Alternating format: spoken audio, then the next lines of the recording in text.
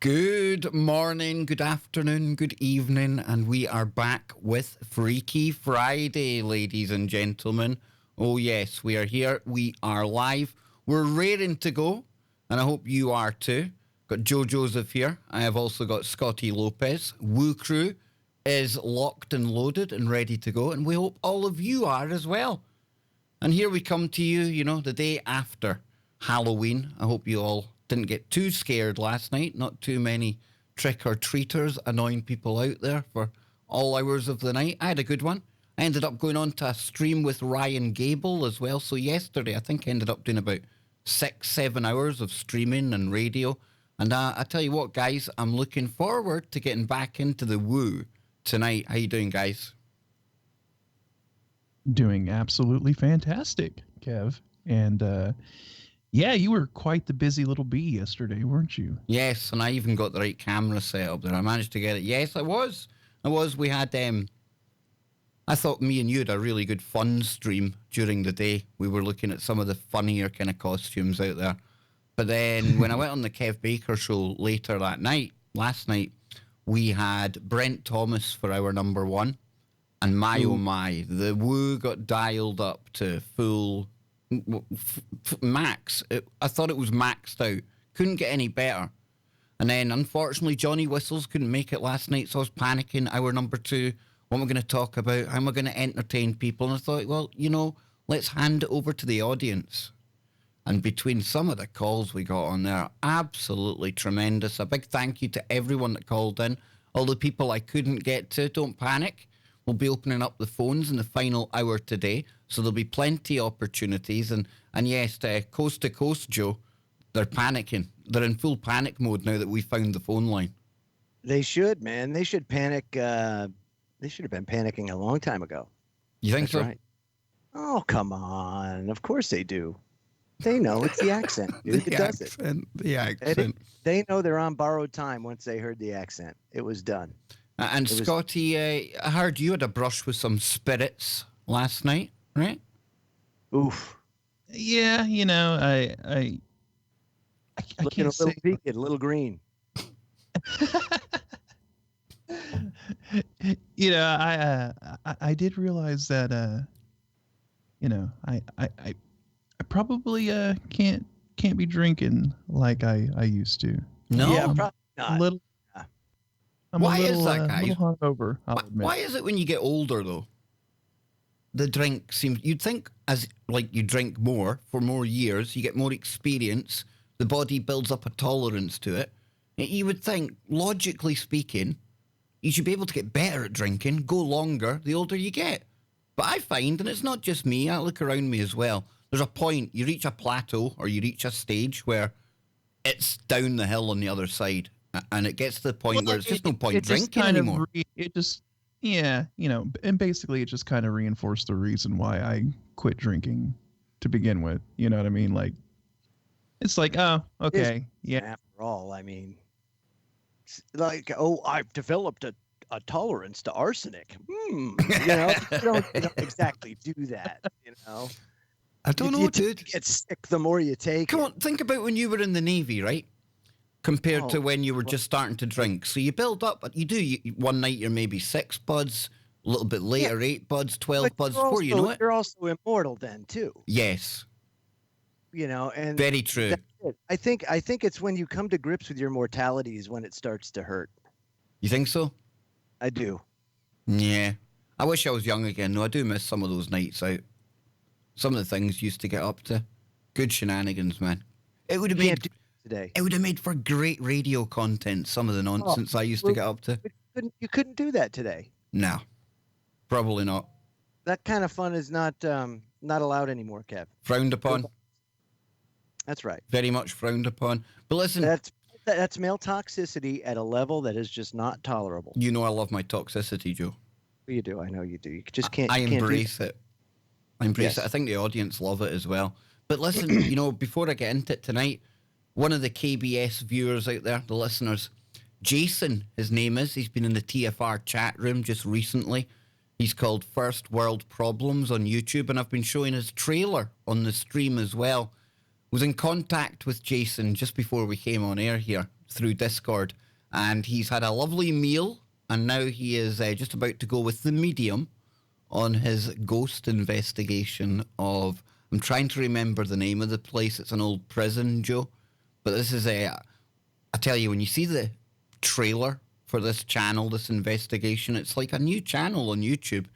Is that right? I think us guys here and TFR in general, I think we encouraged the boy to get going, to get the cameras out. And if that is the case, then that's what it's all about. But I tell you, Joe, you go to watch somebody's first video and you're thinking to yourself, right, it's probably going to be about the same standard as you, pretty average. Dude, this was like proper TV material. And I was comparing it to a big paranormal show that used to be in the UK called Most Haunted. And they were the premier show. They were like turning up in limos. The TV network had bought a couple of seasons of them. Really good stuff back when all of that genre was really taking off. And then last night they made a comeback kind of thing. They've done a Most Haunted live on Halloween, and they've done it through YouTube. And I was watching that with Anne before we came on air, and it was okay, pretty good. In fact, I prefer it now that they're on YouTube to doing it on the network. They can swear more and it's a lot more relaxed. But even when I was watching it, I'm thinking to myself, Most Haunted, you're going to have to up the game, because if that trailer from Jason is anything to go by, we're going to have lots of good woo to get into soon, people. Lots of good woo. And a big shout out to our network here, and especially Chris and Cherie Geo, because I am so, so proud to tell everyone we're number 5 in the paranormal networks on StreamLabs' top 13 paranormal networks for 2019. And when you consider we're not specifically paranormal, we do all sorts of things, the full network, I think that's pretty danged good going, guys. Yeah, very, very, very impressive. And I got to be honest, I think it all has to do with the accent. No, it's all in the curvature, Joe. It's all in the curvature, man. That's what it is. Yeah, the curvature. No, but I think that's pretty good going. The internet, there's so much content to choose from out there, people. And a big thank you to all of you that are listening tonight, because, yous are the ones that have helped put us up in the rankings. So that is a big pat on the back to all of you good people out there. I don't know, that puts me in a good mood for Freaky Friday, guys. It really does. And also a big shout out to Brent Thomas and Paranormal Portal, because I believe he has a major role to play in all of that. Big time. So. He is, well, that's what I was saying to Brent last night. For me, he's the number 1 paranormal show on the network, because then he was kind of looking at me as if to say, but Freaky Friday's paranormal. We're the abnormal. That's what we cover on here. But yet again, Brent Thomas, right? It's all about the accent. Brent's pretty cool. Yeah. And he was dressed up as Superman for yesterday's show. Yeah, very Even good. had the curl in it. It was awesome. Pretty awesome altogether, yeah. So, folks, what I'm going to do now, since it's Freaky Friday, and this is what we do on a Freaky Friday, I am going to dive into the chat room. And if you want to get to the chat room, it is tfrlive.com/chat. And yes, we are simulcasting today. And if you're on YouTube, I do ask you to please head on over to tfrlive.com. There's no ads on the website. We don't get any kind of revenue from clicks or anything. But it opens up yet another chat room for you all. And it also, supports the network. That Freaky Friday, Brent Thomas, Kev Baker's show, you hear this guy's on. Let's say double up our efforts to show the love. So then, let's get into the chat room. We've got Sophia, the non-human, the one, at least one confirmed non-human in the TFR chat room. There could be more. I honestly don't know anymore. When I was walking about Glasgow today with Anne earlier on, I've seen some individuals that I had to take a kind of second look at to make sure they might even be real or not. Tell you, people are getting strange looking, guys. We have got Silamo in there, the Wookie, Bam, Hilarious Nacy, Gemini. I'm a Cancer, by the way. All One, Awakening Now, Kenny K. How you doing, brother? Kenny, you see, I didn't make the safe space today, but I might throw on an impromptu one tomorrow. I'm in the mood now. I'm in the zone. We've got Paradoxical Anomaly. Big shout out to you. pollination, Carol, Armand, popular settler, mystical citizen. Oh, I like that. An American prisoner. Isn't there 350 million American prisoners? Isn't that like the population over there in like the biggest open air prison camp in the world? Sorry, guys, I couldn't resist a kick. That way, I got to be honest with you, Kev, so I don't fault you for saying it. Yeah, it does look that way from the outside as well, I must say. So, with Halloween out of the way now, guys, where do we begin today's proceedings? What have we got in the grab bag, as Joe likes to say? Do you want me to start out with something here? Unless it was what we were talking about right before the show with Achilles tendons and things. Maybe we could go down that road. Why don't you throw that one out there? No, because right now I want to ask you a serious question. Oh, no, I don't do serious, man. Okay. Has Elon Musk quit Twitter, Kev? That's the rumors. Well, last I heard he was called Treelon Musk because he had donated $1 million to plant 1 million trees. It's no, it's one of the YouTubers that got 20 million subscribers, and to mark the event, they had a tree planting mission they were going on. I can't remember the name of it off the top of my head, but what $1, Joe, plants one tree, and they're doing it in association with some foundation. They're planting trees on 6 continents. They're not going to Antarctica, obviously, and they're planting local trees for each geographical region. So Elon Musk, he said, yeah, I like the sound of that. Seems legitimate. Plant 1 million in my name.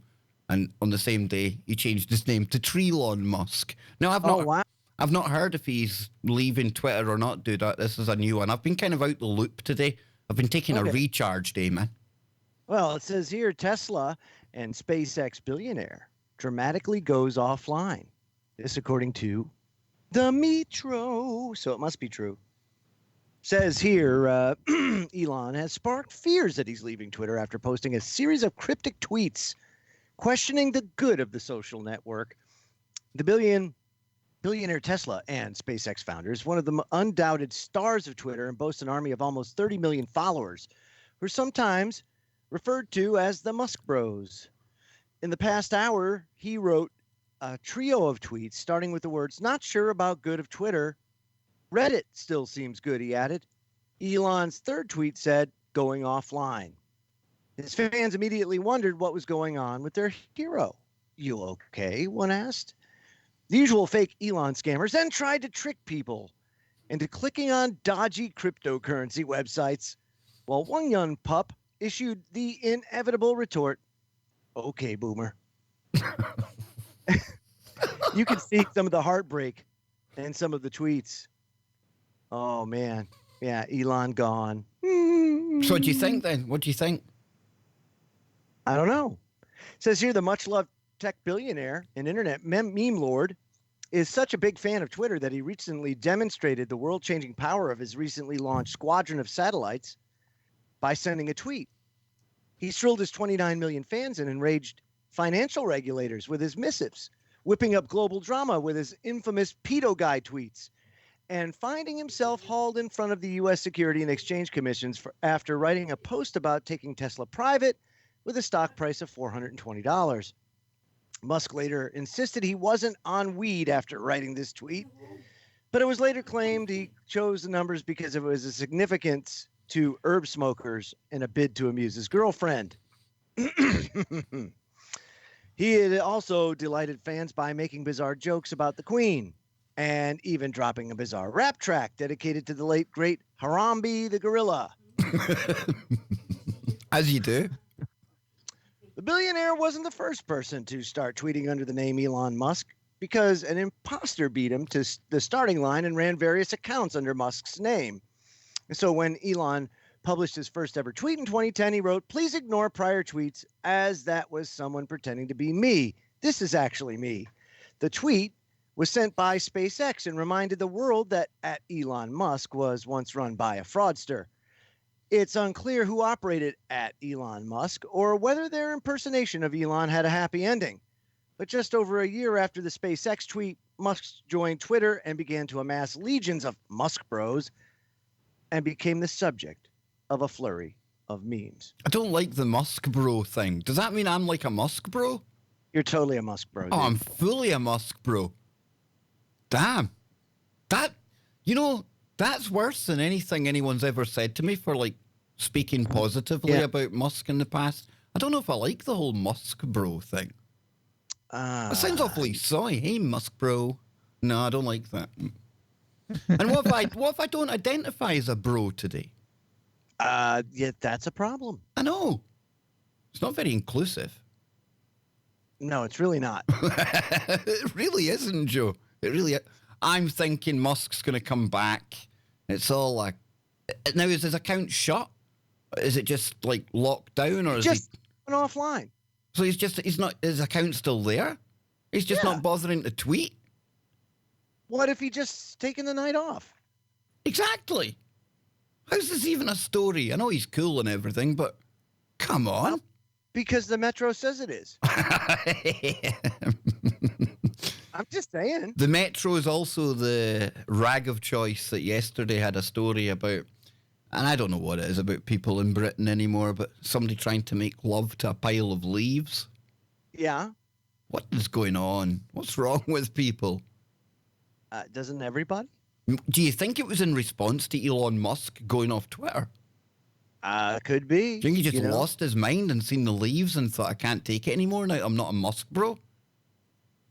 I don't know. You don't know? I don't know. I can't personally answer for anybody making hot, sweet love to a pile of leaves. But... No, I thought the traffic cone was bad enough, Joe. I'm trying to work out the logistics of this one, to be honest with you. But hey, what can I say? I mean, fall does have a certain beauty to it. Oh, the colours. Don't get me wrong. I mean, I'm not being racist towards summer or spring, but fall's got it down. You're a seasonist. You son of a bee, and I can't believe you. Ah, my mask has slipped. I've kept it hidden so long. Seasonist you are.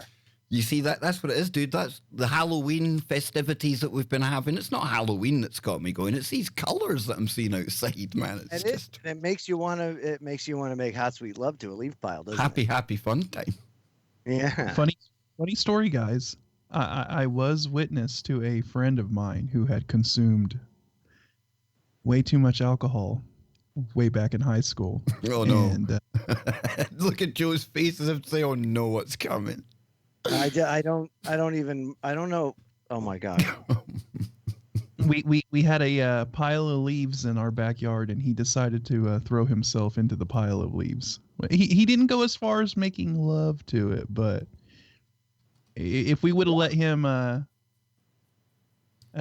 roll around out there any longer, it might have devolved into something like that. But once again, those spirits are involved in some. You see, these are things you would never do without spirits being involved. Spirits, I say, Joe. Spirits. Spirits. You are getting me passionate. We'll talk about the spirits. It is. It's the accent. You think so? You think so? Absolutely. Well, I'll tell you what, guys. Next year, I don't know how we're going to do this, but we're going to have to get Freaky Friday, and we're going to have to like package it as a paranormal podcast or something, right? Because I'm determined for us. You know how I've got the ego, right? I'm not happy with just TFR being in the top 5. I want Freaky Friday or the Kev Baker show to be there, man. So if we want to get into the paranormal kind of like top bracket, we need to up our woo big time.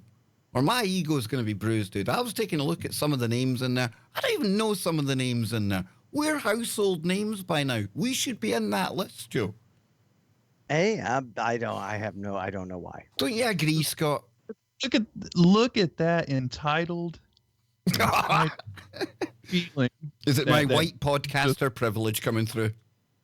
Yes, his privilege is just oozing right now. He feels so entitled to being at the top of the woo. Can you say? What can you say? Yeah, indeed. But no, listen. Talking paranormal, I will say one thing for that thing I was watching last night, guys. They were in an old court and jail and prison thing. I tell you what, I would just love absolutely love to be like given one of those locations for the night, because see, even all the noises, see, even the natural noises, because you're on a paranormal investigation, it makes everything that wee bit more freakier, a wee bit more scarier. And I don't know, I just watch some of these shows and I think I wish I could get in there, because you see something and they don't do it right. And imagine the Woo Crew. Come on, Joe. It makes me remember the Blair Witch Project. You remember when that came out? Dude. That was such a jump, I guess you could say, in as far as showing that technology had gotten to the point where anybody could make a movie or do this, that you didn't have to have a movie theater, or I'm sorry, like a big production studio to do it, or all this crazy equipment, that you could do it with like a couple of cameras and Adobe Premiere, and you could do your own stuff, you know. But you're talking about a low buck type of horror flick, and then all the really good ones after that were kind of in that genre. Yeah. What came first? I mean? What came first? Was it the paranormal TV shows, the investigations, or was it Paranormal Activity and Blair Witch? Blair Witch came first. So it inspired the kind of ghost haunting shows? I thought the ghost haunting ones came first. I don't remember. I think they seen the whole kind of green light and shaky thing, and I think directors thought, now that's something we could go with. I'm going to have to find the dates on that. No, because I remember the paranormal investigation shows really started popping up in the kind of early 2000s, mid 2000s. And it started with like hunters. And then, but like the Blair Witch Project, that was the late 90s. Was it? So, damn, dude. Yeah. Because I was still in high school when Blair Witch came out. I need to check that. If I remember, I mean, it had to be at least 98, 99 was when Blair Witch Project came out. Let's see. 1999? Yep. Yeah, Blair Witch. Yep. I thought it was after that. I thought I was with you, Anne, when that came out. No. There you go. So you had that, and then you had the paranormal investigations. Mm-hmm. And the technology improving all the time to the point now where, I tell you what, they're catching some pretty compelling stuff. Quite compelling stuff. Yeah, I mean, it almost spawned an entire sort of kind of technological innovation within that realm, right? Like you had people specializing in equipment just for paranormal investigations. You have like the spirit boxes and what do you think of them, dude? What do you make of them? I think some of them, I mean, you get someone on your iPhone for free. I'm like, no, that ain't gonna work. But I don't think the apps for the phone are really. No, but the proper one that literally does scan frequencies. I mean, I think there's something electromagnetic to like the other dimensions. So it logically, it doesn't mean it does, but logically it could manipulate something like that to the point where you could communicate. But again, I don't know. Because sometimes you hear it and it's like a news report coming through and you can blatantly tell it's at like a radio frequency. You're thinking, no, that was nothing paranormal. Well, the thought process behind it is that the paranormal entity or whatever is pulling these frequencies out, you know, and highlighting them or something like that. You know, I don't know.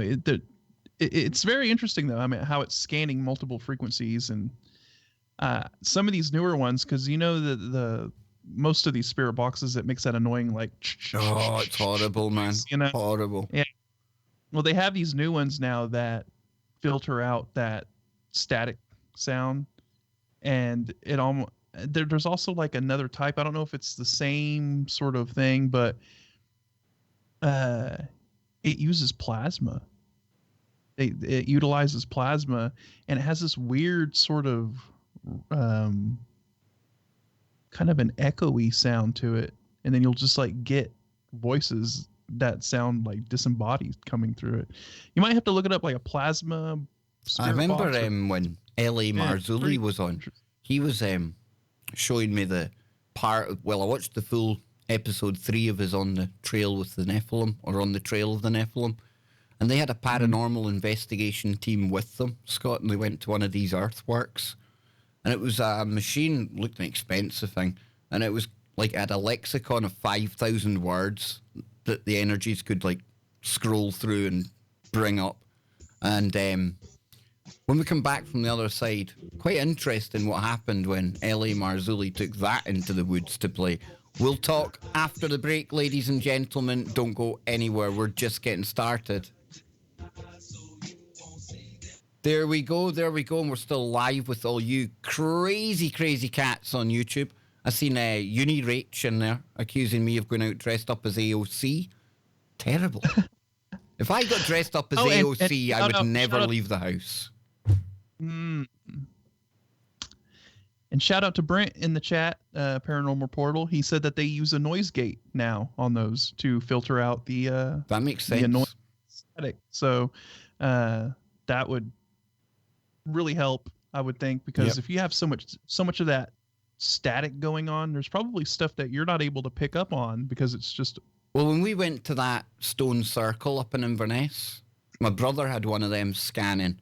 And I swear, see, after a bit that, you're like, oh, wow, just turn that off. That's crazy noise, man. But that's good to know they're cancelling that out. Mm-hmm. Yeah, because you would think that would probably, there would be a lot of stuff that would override that you couldn't hear. You know what I mean? Hearing that static going, and you're trying to listen for subtle noises, and you got this crazy staticky noise going, it's like, Not good. So, a big shout out to Brent. He done 8 hours on his parathon last night. 8 hours, dude. That's pretty impressive going. And I mean, I like my streaming. Time passes quick, but 8 hours of woo, Scott. I think I'm going to have to go and check that out over the weekend for sure. You can catch that. How does your heart even process that? Just out of curiosity, 8 hours of woo. Whew. That'd be awesome, man. Yeah, but I mean, like, man, that's like running a marathon. In the near future, we're going to do 5 hours of it because we're going to do a crossover. Paranormal Portal meets Freaky Friday. The paranormal bangs in and collides to the abnormal. Oof. It's like a star going supernova. Dude. Yeah, it's like protons and ions of lead firing around in CERN, and new dimensions opened up, dude. So it's going to be like, seriously. No, but seriously. And remember, folks, Brent will be live right after Freaky Friday today. The 5 hours of paranormal, abnormal, weird woo. It's just all here, both on TFR Live and on YouTube. And I'm sure Brent will drop a link to his channel in the chat room. And if you haven't subscribed to Paranormal Portal yet, just what are you waiting for? You're going to absolutely love it. I was kind of, Scott, last night, I mean, you've seen Brent's kind of set up, his studio thing and that. I was sitting here and, man, I'm thinking, wow, I've got Anne watching the telly in the background. He's got all his graphics on it. I need to up the game here, dude. I need to pimp out the KBS spaceship. Brent definitely has the whole paranormal vibe going on his live stream. I mean, he's got the setup. And he's got a Ouija board nailed to the wall. Ooh. Yep. Nice. Mm-hmm. Yep. Oh, Joey took a look at a big Ouija board the other day. The world's biggest Ouija board. It's like 3,000 square feet. Is that right? Yep. It's like full humans pushing the planchette. It's like I was saying when I looked at this with Johnny Whistles, what are they trying to call through? The Nephilim? Do you know, they're literally trying to get big demons, man. Now, why are they, I mean, I guess. Because it was a Guinness Book of Records thing. Oh, I see. Yeah, okay. Yeah, it like was. I got you. Yeah, and they had to get permission of Hasbro, obviously, because it's their game. It's their game. What a heap of crap. Here we go. 3, 2, 1, back to the mothership. There it is, the Wookiee. That can mean only one thing. We're back from the break and we are raring to go right here on Freaky Friday on tfrlive.com, where silence is consent. And I want all of you right now, take 10 seconds out, just press share. Go and share this on Twitter, share it on Facebook, wherever you can. And let's take not only Freaky Friday and Paranormal Portal, but the full TFR to the next level. So then, guys, I was saying before the break, L.A. Marzulli teams up with a paranormal investigation team. Nice man and woman, can't remember their name off the top of my head, but they had one of these machines, and they were near one of the earthworks. And of course, L.A. puts forward the theory, the idea, and I must admit it's a very compelling notion that these were built by Nephilim, and they are still active stargates or portals today. And this machine started going off, and it was coming up with certain words. Can't remember off the top of my head whether it was evil or something anyway. But Ellie said, whoa, whoa, whoa. I know what's going on here. Hang on a minute. Said a prayer, Joe. And then they turned the machine off, reset the machine, and the first word to come back out in the machine was holy. It's like a random word generator, dude. Again, people say, that was set up. Well, okay, if you think that, that's okay. I mean, everyone's entitled to their own opinion. But time and time again, whatever it is, that prayer thing, it's almost like a natural cleanser of the atmosphere. Whatever's around, it just lurks away. And even there's a video that myself and Brent have been showing where this thing looks like it's a pail crawler, some kind of like rake entity in the garden, Joe. And the guy's filming it, and he's on the phone to one of his friends, and his friend's quite concerned about him. And his friend starts praying towards the end of the actual video. Now, they go into that crazy praying in tongues thing as well, and I don't know that. That sounds a bit demonical, that stuff, right? But I tell you what, the entity starts backing away. And I'll need to show you that video at some point, Joe. It's really compelling. Yeah. Myself, Scott, Brent as well. It's one of the more really, really thought-provoking pieces of evidence. I would consider this a piece of evidence. And again, I'm not being stupid, Joe. It could be somebody out the back. It could all be a setup. But I get it. But like that ghost of Carmel, Maine, it's the same. Yeah. Same convincing stuff. You know, that guy's not messing with that. You know, it's not fake. No. And then last night I've mentioned Most Haunted in the UK, and I love Most Haunted. I love the team. I'd love to get some of them on here. But they've got this demonologist guy called Fred. And don't get me wrong, he walks about with a big crucifix and stuff like that, but he's also got like a book of demonology under his arm. And he reminds me of some kind of friend of Christopher Everard or something, Scotty, because this guy just knows his demons and his woo. Like, it's like a Rolodex in his head. But he's going about this place calling forth Lucifer and the minions of hell. And I'm thinking, you know, I don't know if that's really responsible crap to be doing when you're doing an investigation. If you want to get stuff going, maybe, fair enough. But calling out the devil and Lucifer and things, that can't be good juju, Joe. No, I don't think so. Methinks bad things come from that kind of crap. No coincidence, things started to get a bit kind of wiry after that, you know, a bit sketchy things going on. I'm thinking, well, you do call forth demons and you start having things happen. 2 and 2 together. We don't do common core in this country. It's still 4. It's obvious, right? Well, you know, you play with fire, you're going to get burnt. You know, you buy the ticket, you take the ride. It's so, yeah, I'm sure going around invoking that and calling forth that is probably not going to end very well in the long run, I would say. So, yeah, I've never known for a demonologist or one of these people to just walk around and trying to call forth Lucifer. That's kind you want a real kind of bit of synchronicity. Me talking about all these kind of demonologists and calling out Lucifer and all this, and I'm talking about, hey, that must be pretty irresponsible, right? Bill Bean messages me out of the blue. How weird is that, dude? He must have got like one of his warrior angels has gone, get on Baker's case. Get over there right now, man. There's something going on. See, the spiritual warrior's ears were burning. He knew there was some shenanigans afoot, and he's like, I've got to get on the case. I've got to get a hold of Baker here and set everyone straight. Yeah, I'm just talking about you, actually. That's weird. You see, that's the kind of signs that Joe and Bill have always told me to look out for. You know what I mean? Like a flashing sign. Bing, bing, bing, bing, you know? At least I wasn't calling out the demons myself. You know, I'm doing a bit of Bill's work for him here, trying to say, no, you don't do that kind of stuff, you know? Let's see. Yeah, I don't know. With the kind of veil between this world and the next always thinning, always getting more porous, is there even a need to call these things out anymore?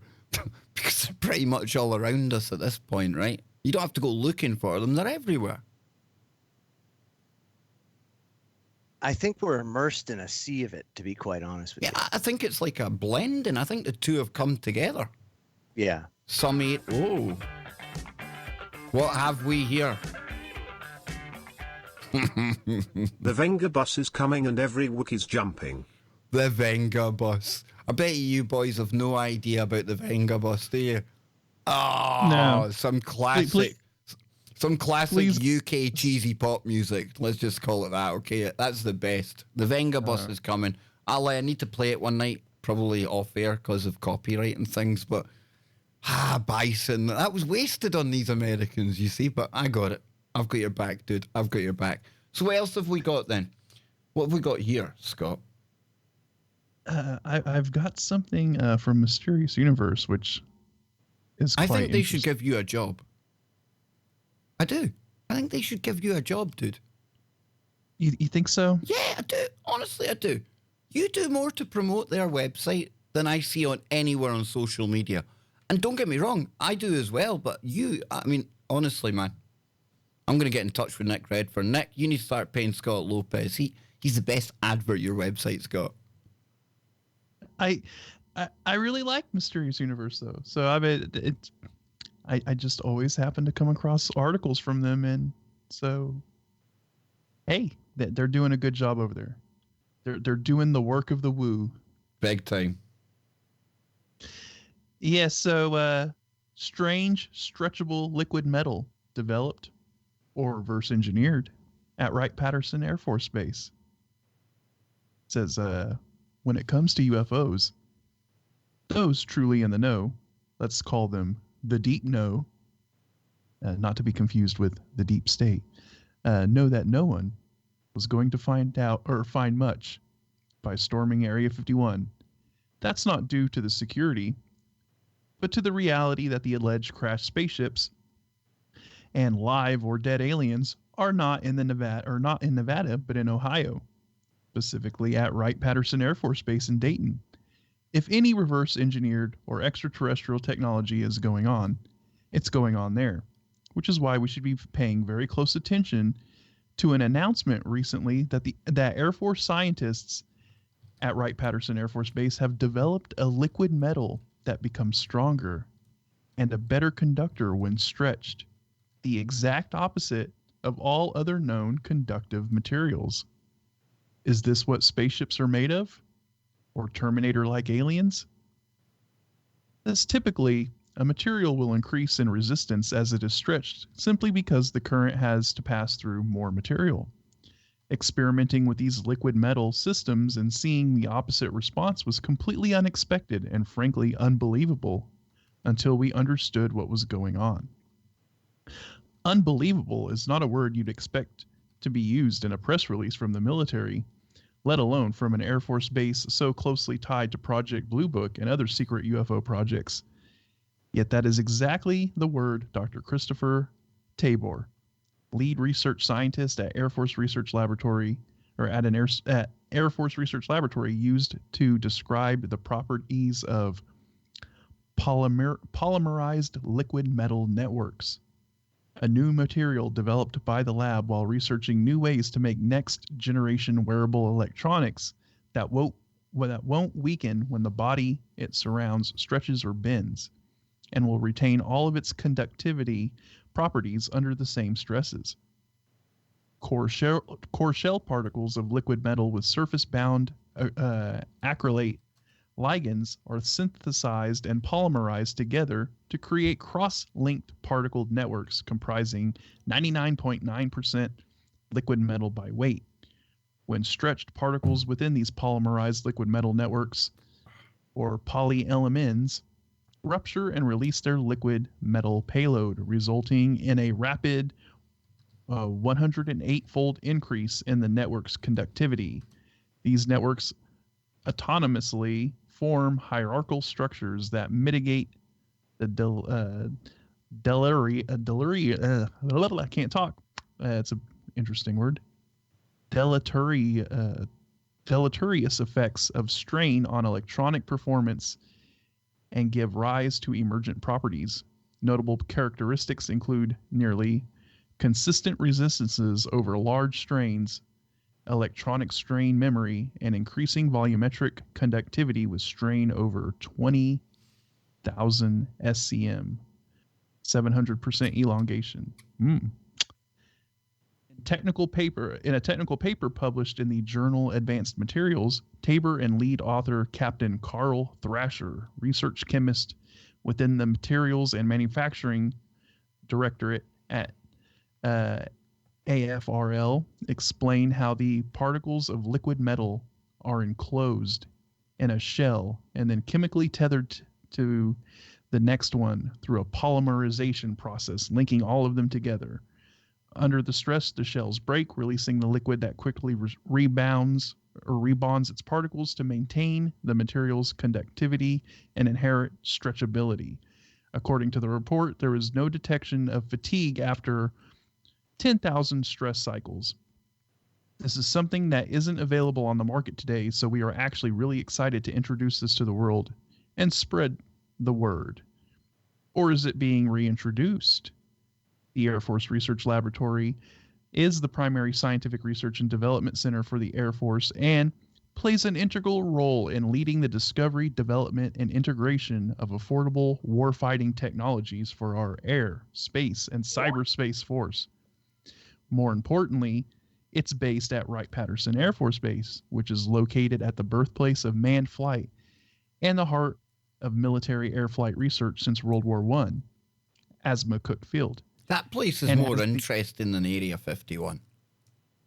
Oh, Easily. no doubt. No doubt. Easily. I think that's where a lot of this stuff is really going on. And Area 51 is It's like kind Disneyland. of the, It's like Disneyland, dude. They want people to look at Area 51 while Right Pat gets on with the good stuff, you know?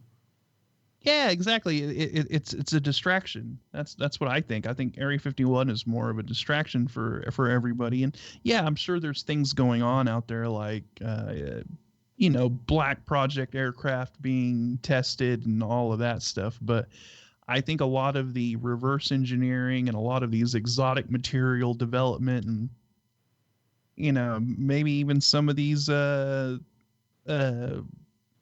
extraterrestrials that may have been recovered from crash sites and all of that. I think that's all being taken to Wright-Patterson Air Force Base. So it's very, very interesting. So, finishing up here, it says, as the deep know and anyone who watched the recent Project Blue Book series or read the insider books about it knows, it has long been rumored to be where alien pilots and their crashed UFOs are taken and re-engineered, possibly. This is not to discount the fine work military scientists are doing at the Air Force Research Laboratory. However, in this age of Tom DeLonge and the To the Stars Academy partnering with the U.S. Army to share UFO materials. Yeah, because that happens every day. Some UFO disclosure group gets access to like top secret like materials from the Pentagon, and people still think they're genuinely like independent. And come on, I think we warned everyone about that mob. Know what I mean? Didn't we? We done a good job of warning them about the To the Stars Academy board of directors that read like a list of MK Ultra scientists. Come on, folks. What the hell does Tom DeLonge need a national security advisor for To the Stars Academy?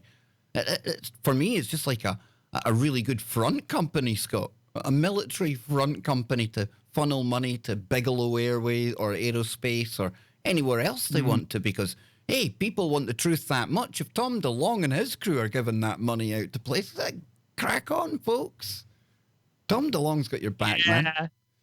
Yeah, there's definitely some shady activity going on with all of that, and It kind of makes you wonder if this is kind of preparing the public. And don't get me wrong. Don't get me wrong. I don't blame Tom DeLonge in any of it. I really don't. I don't think he's. Come on, the guy is a freaking Joe, at Joe, least it'd be like his me. heart, let's say this: his heart's in the right place. Yeah, exactly, dude. Exactly. It'd be like if a bunch of spooks came and approached me and said, Kev, you know what? We want you to like help us get some of the information out there to the public and stuff like that. We know you're really keen for disclosure and we're going to tell you all the truth, Kev. Don't worry about that. We're going to get you the information. Do you want to be our guy? And it must, and I'm saying, listen, it must be kind of overwhelming. Not money-wise, because Tom DeLonge's got enough money in the world anyway, I imagine. But because he is so passionate about it, he really did maybe think to himself, I can be the guy that finally brings the disclosure everyone talked about. I can work with these cats. I can do it. They're genuine. Are they, hell, Tom? Yeah, come on. Yeah, they're never genuine. That's the No, problem. exactly. Never. They're using him as a really nice public face and vehicle to tell us what they want. But never forget, these are the same people that had everything in the first place. Do you know what I mean? Yes, exactly. It's infuriating, so what do you Scott. think about this? What do you think about this material that they developed? Do you think that they're just do you think that they just developed it, or do you think that they're just rolling it out to the public because this is one of these exotic materials that they had access to, and that maybe now they were able to understand how it works? You know, we have reached a technological point to where we could actually reverse engineer it and understand what we were looking at, And, so now we like, can give a plausible backstory as to who invented it and things like that. And yeah. Because I mean, this kind of sounds it sounds a lot like the exotic materials that they found at Roswell, right? The metal that was like tin foil, but you could crumple it in your hand, but when you would let go of it, it would reform, it pop back into its original shape, you know. And it sounds very similar. Wouldn't that be the stuff that you want to make like your tinfoil suit out of? I mean, it'd be one thing having a tinfoil hat made out of that stuff, but imagine the full suit, boys. That'd be the thing, right? Yeah, no doubt. Hey. I mean, having a liquid suit. You'd be like that. You'd be like the Terminator. Was it Terminator 2 or 3 where the guy was like Mercury, Quicksilver? The first time they've done it in movies and it looked so slick, man. You go and look at it now and you're like, whoa, how did that ever look good? But at the time, it was awesome. Yeah, you know. So, and how much, how many Black Project aircraft and all of that are already flying around with this material? You know, how much stuff have they already incorporated this material into? Makes you wonder. Because as we all know, when they decide to announce something to the public, that means that they pretty much don't have use for it anymore. As far, you know, they've already moved on to the next thing, the better thing, you know. And so when they start to dole it out to the public, they're already, you know, working with stuff that is like 30 years ahead. So what kind of exotic materials do you think that they really have that they're not even telling anybody about because it's just so out there? It's just so. I want to see the humans are spliced with this stuff so that they can go full Terminator and they can like shapeshift into like Mercury and things like that. That would be super cool. That would be woo.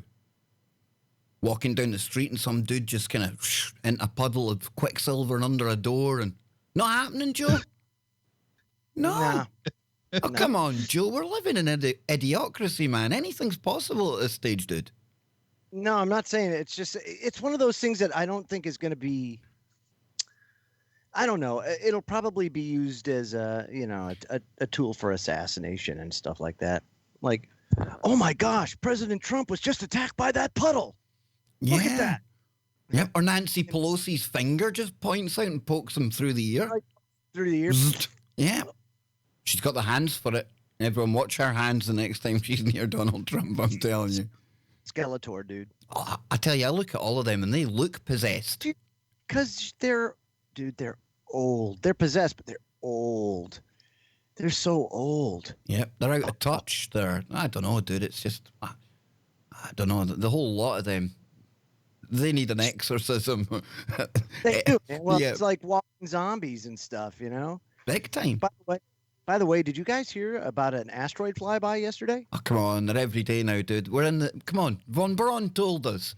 Yeah, well, one flew by yesterday, according to CNET, and it was one of the closest near misses ever seen. You knew Yeah. after Baghdadi died for the 10th time they were going to move on to the asteroid card. He's not done yet. Okay, Is he not? no, he's not done yet. Says here, even space rocks are supplying jump scares on Halloween, just like your favorite horror flick. A near-Earth asteroid identified as COP EV1 was spotted in the early morning hours Thursday by the Catalina Sky Survey based in Arizona, and shortly thereafter by New Mexico's Magdalena Ridge Observatory and Mount Lemon Stewart Observatory. According to data from these early observations, the asteroids came closer to the surface of our planet without actually colliding with our atmosphere than any other close approach in NASA's database of known near-Earth objects. Simulations show the asteroid passing above southern Africa within 3,852 miles at the moment of closest approach at 7:45 a.m. Pacific time. To get an idea of how close this is, consider that many telecommunication satellites orbit at an altitude of 22,236 miles, so almost like low Earth orbit almost. Now, of course, some asteroids come closer and actually impact our planet, like the previously unseen bolide that exploded and smacked into the atmosphere over Russia in 2013. Come on, you know it's called Chelyabinsk, Joe. You dodged pronouncing it. Come on, man. I didn't. It's not there. I know. I'm just winding you up, dude. I'm just busting you. I derailed you. Asteroid. I was just wanting to Also- show off my Russian skills, man. Come on. Know that stuff, dude. That's communist. I can't do that. A much smaller asteroid also collided with the atmosphere last year and burned up, leaving little bits of meteorites that thought to have fallen all over Africa. And just like the Hollywood jump scare, though this late October this asteroid poses no actual threat. It's already passed us by at a speed of nearly 27,000 miles per hour, and it is likely only between 2 and 7 meters in diameter, which is way too small to do major damage, even if it had impacted. So there you go.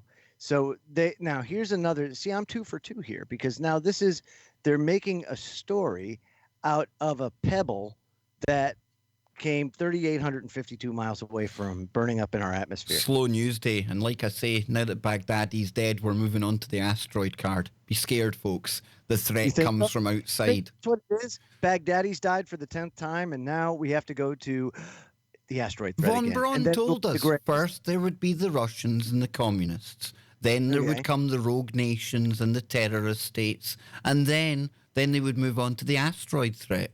And then the last card, Joe, it'll be the fake alien invasion. It's like I'm channeling Carol Rosen, even though she's not dead. That's pretty cool, isn't it? Channeling the living. First contact with the living. Pretty cool, dude. Not bad. But you think about it, though, right? Let's go full conspiratorial woo, right? If they do want this one world government and everything else, and they want us all eventually to come together and bring in big changes, I tell you what, you have that outside threat that could get any pesky human, that'll get us looking to come together. And they'll do it that way. I honestly think that would be a good option for them if they really want to go full sitting in the pyramid over in Kazakhstan with the world government option. It's the only way, or one of the ways I can think, that you'd pull everyone together. Isn't that what Ronald Reagan said? Yeah.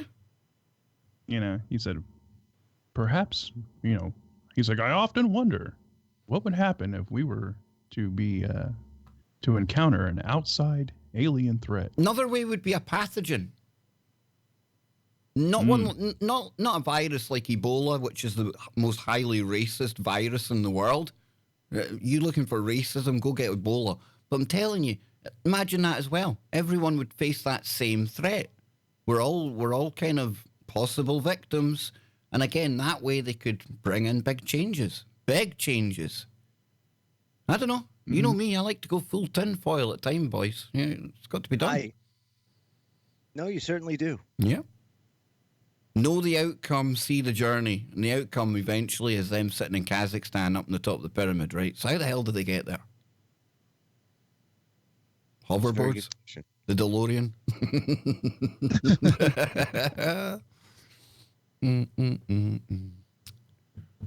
Somebody says, what's on top of my mic? That's the cone. Yeah, it's very Come very on. nice. Very nice. Every Scotsman needs a cone on his microphone, Joe. You should know that by now. But we've got 1 hour down and 1 hour to go. And this has been really cool because for the first time this year, I've actually been doing Freaky Friday when it was Friday. There you go. I'll explain more on the other side. I've time travelled. We'll be right back. There we go. There we go. Yes. Unirach, don't be slagging my cone off. My cone could eat your busy any day of the week. You've got a stupid loaf of bread. I've got a full-blown smoking traffic cone with bloodshot eyes. So I think we should have Busy versus Coney in some kind of weird animated like death match on YouTube. Wouldn't that be pretty cool? Wouldn't that be somebody nobody paid to come and see? Battle of the YouTube streamer mascots. I like it. Why like not? it too. Anything for a bit of content, Scott. You know that, man. Come on. Let's just do it. Match. Let's do it, man. Local blood versus traffic cone. Fight to the death. Pay-per-view on HBO. That's it, I'm telling you, dude. In this world of idiocracy, who knows? Who knows? One day. Remember that show, Celebrity Deathmatch? It would have to be done like Celebrity Deathmatch. You probably couldn't call anything deathmatch anymore because it's bound to offend somebody somewhere. You know, using that word death might even frighten people. I don't know, dude. Snowflakes out there. I gotta tell you, I'm pretty frightened right now. What's frightening you, Joe? This whole idea of a death match between a loaf of bread and the traffic. Joe's actually sitting like doing the stats on it. He's thinking, don't know, that loaf of bread, it looks like it can handle itself. Old Coney's a bit too stoned here. It's just old stone. Kev love the Connor bro. Smoke Mifia Gotum. Yeah, Brown chicken, brown cow. the cone came all the way from Portugal, from Fred Doe. Sometimes you see him in the traffic, in the chat room, in the traffic jam. I don't know where that was coming from. But yeah, you see that cone there? Allegedly tonight, for this show only, Coney is smoking something called guava dog. Now, he tells me it's very, very good indeed. And he says, if I was smoking it, my eyes would look just like this. I don't know what he means, though. I really don't know what he means, Scott. Who knows? So, allegedly, if Stoney falls off, or Stony Coney, Coney Stoney, if he falls off, we know what's happening, right? Big time. Okay. Yes. Look at Joda's eyes. Joda's eyes look like the cones. Guys, do you want to go into some like weird missing people after the break? That sounds good. Let's do it. That's always. It's something I got sent. Yeah, it's something I got sent on Discord, and I think it's interesting. And it's to do with the whole missing 411 people in the forests and all that stuff. I don't know. I think it's worth maybe taking a look at. We'll have a look after the break. I love that whole kind of what do you call that phenomenon? Yeah, phenomenon. My mom's really had a caller last night, dude. Had a caller last night that went missing for hours in the woods. Yes, as a child and things. Mm-hmm. Yep, weird woo, man. I'm telling you. Yeah, there's definitely something to it. There's something weird going on. I don't think there's one explanation, though. I don't think it's one thing fits all, you know?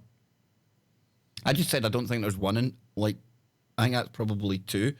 Joe Joseph.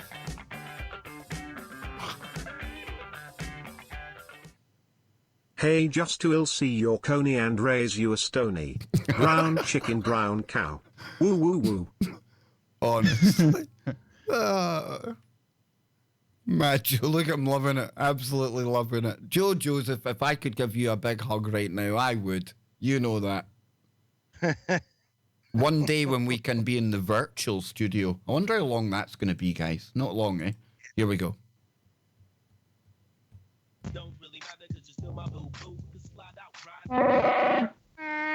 Welcome back, ladies, gentlemen, Wookiees, interdimensional creepers, whoever you are, wherever you are, whenever you are, whatever you are. Welcome back. Hour number 2 on Freaky Friday. And don't forget, coming up right here on tfrlive.com, Brent Thomas, right after Freaky Friday. You don't want to miss that. Even after 8 hours of a marathon last night, there's just so much more for the likes of us to get into here, and Brent as well. And all you people, I tell you, I don't know what it is, guys, but the paranormal, people just can't get enough of, like, the weird woo. People don't want to be dragged into that mainstream type of stories anymore. They don't want that. They've had enough. Think about this, though. Isn't there an uptick in spiritual activity, in paranormal activity, and all this kind of stuff? There's an interest in it, I think, because people are searching for answers, because more and more of them are experiencing these phenomenon.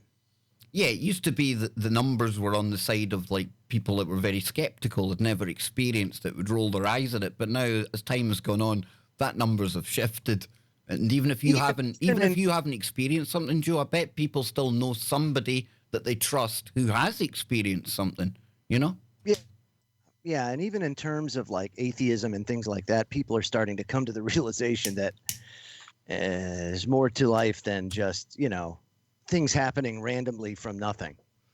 That there's an intelligence behind all this stuff. But come on, Joe. Everyone knows sandcastles can just build themselves randomly when a wave comes in and things like that. You know, that happens. Have you never walked down the beach and seen that happening, Joe?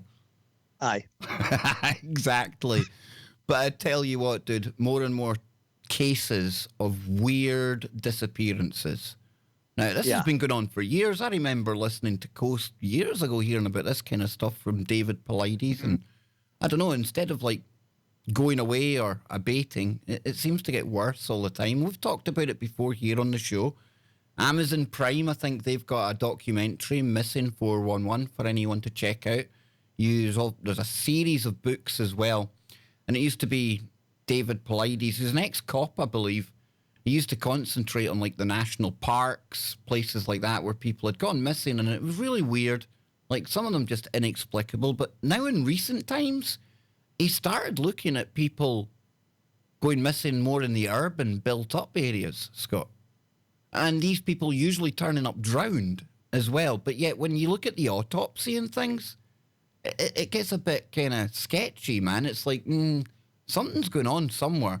And the urban ones, away from, like, the stuff in the woods and things, it's another avenue altogether. And you could probably start to get into the realms of physical, like, something physical untowards happening to them, i.e. serial killerish, something like that. I don't know, dude. It's just weird. But then, one of our members on the channel here sent me a link the other day. I think it was Sex Lexia. And they sent me a link to do with this very topic. And we've got a couple of maps here I'm going to bring up. And I'll drop a link over in the TFR chat room as well so people can check this out. But take a look at this, right? Do these images look similar? Now, one is the map of missing 411 cases. And the bottom is a map of America's cave systems. Now, caves seem to play an interesting role in some of these disappearances. The Mammoth Cave system in particular had caught my interest.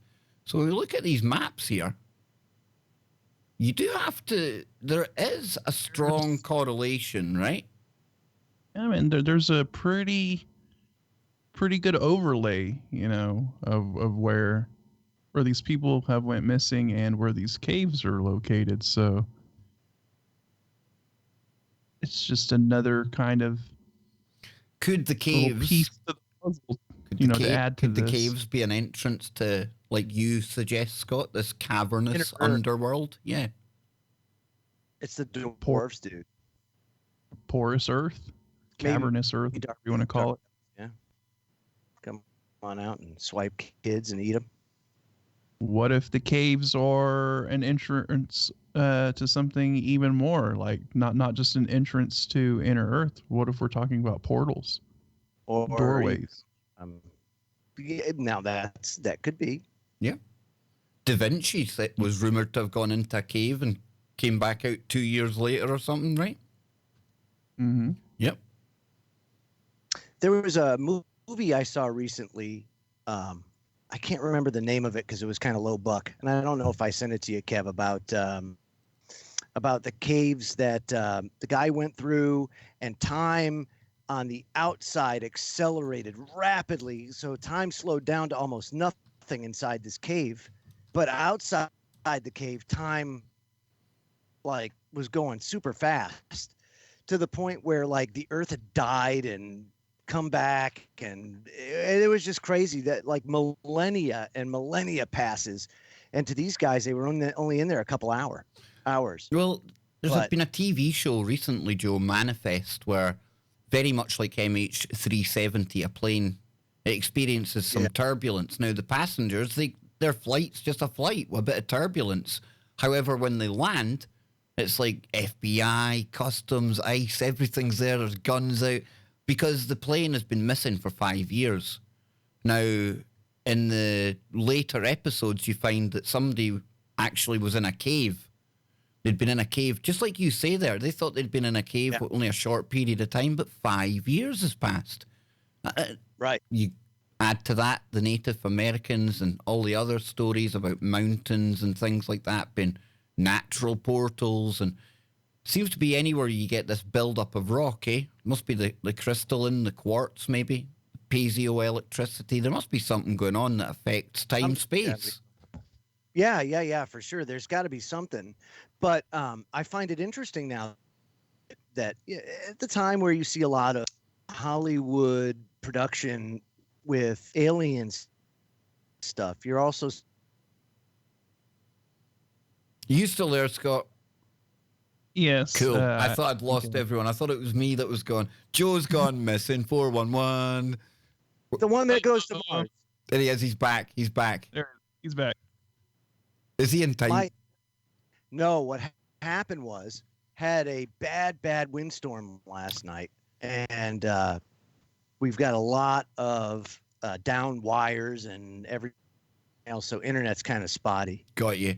Well, some of the comments here says if this is accurate, that's some really or seriously eerie stuff, big time.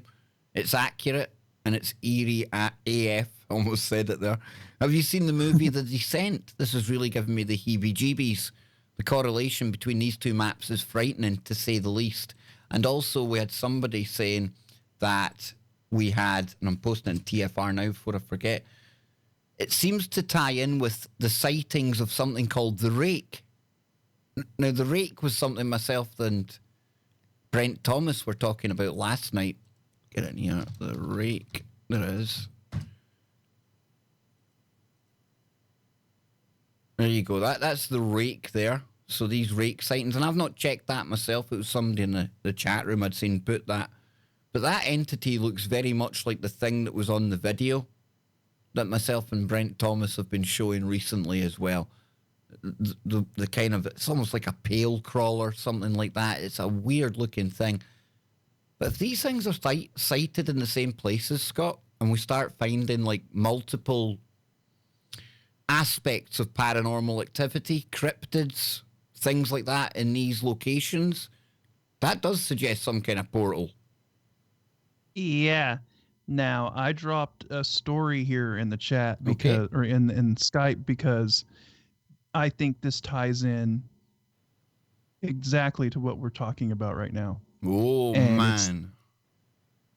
Yeah. Have you ever heard of this case? No. Because this was my mom that actually brought this to my attention a while back. I thought you were going to say it was your mum that got lost in a cave. I was going to say, how didn't I know this, dude?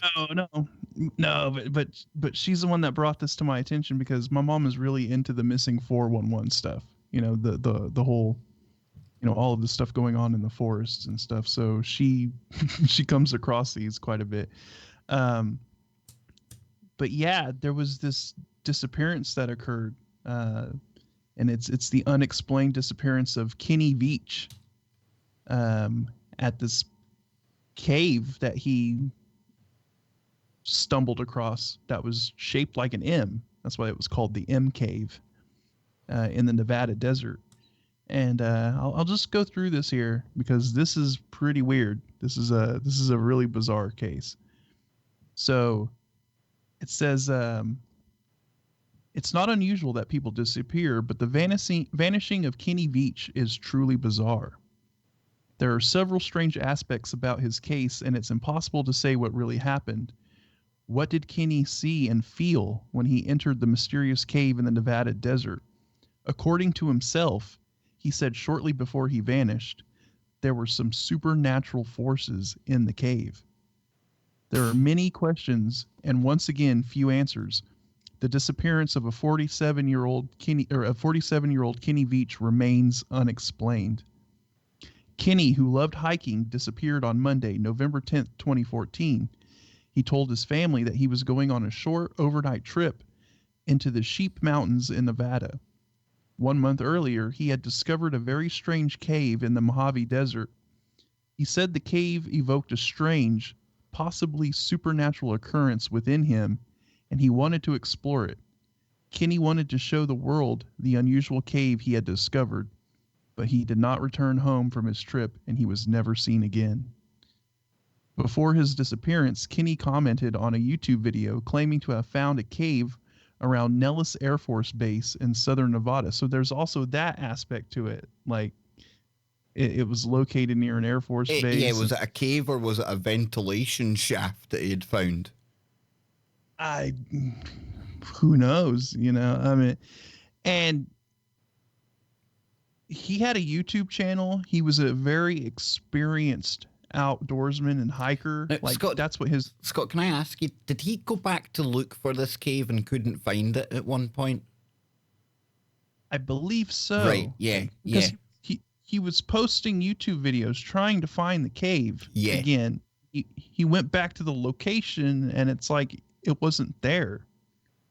You know, so it really is a very, very bizarre case. And you know, Scott, before you get back into it, you think about this, brother, right?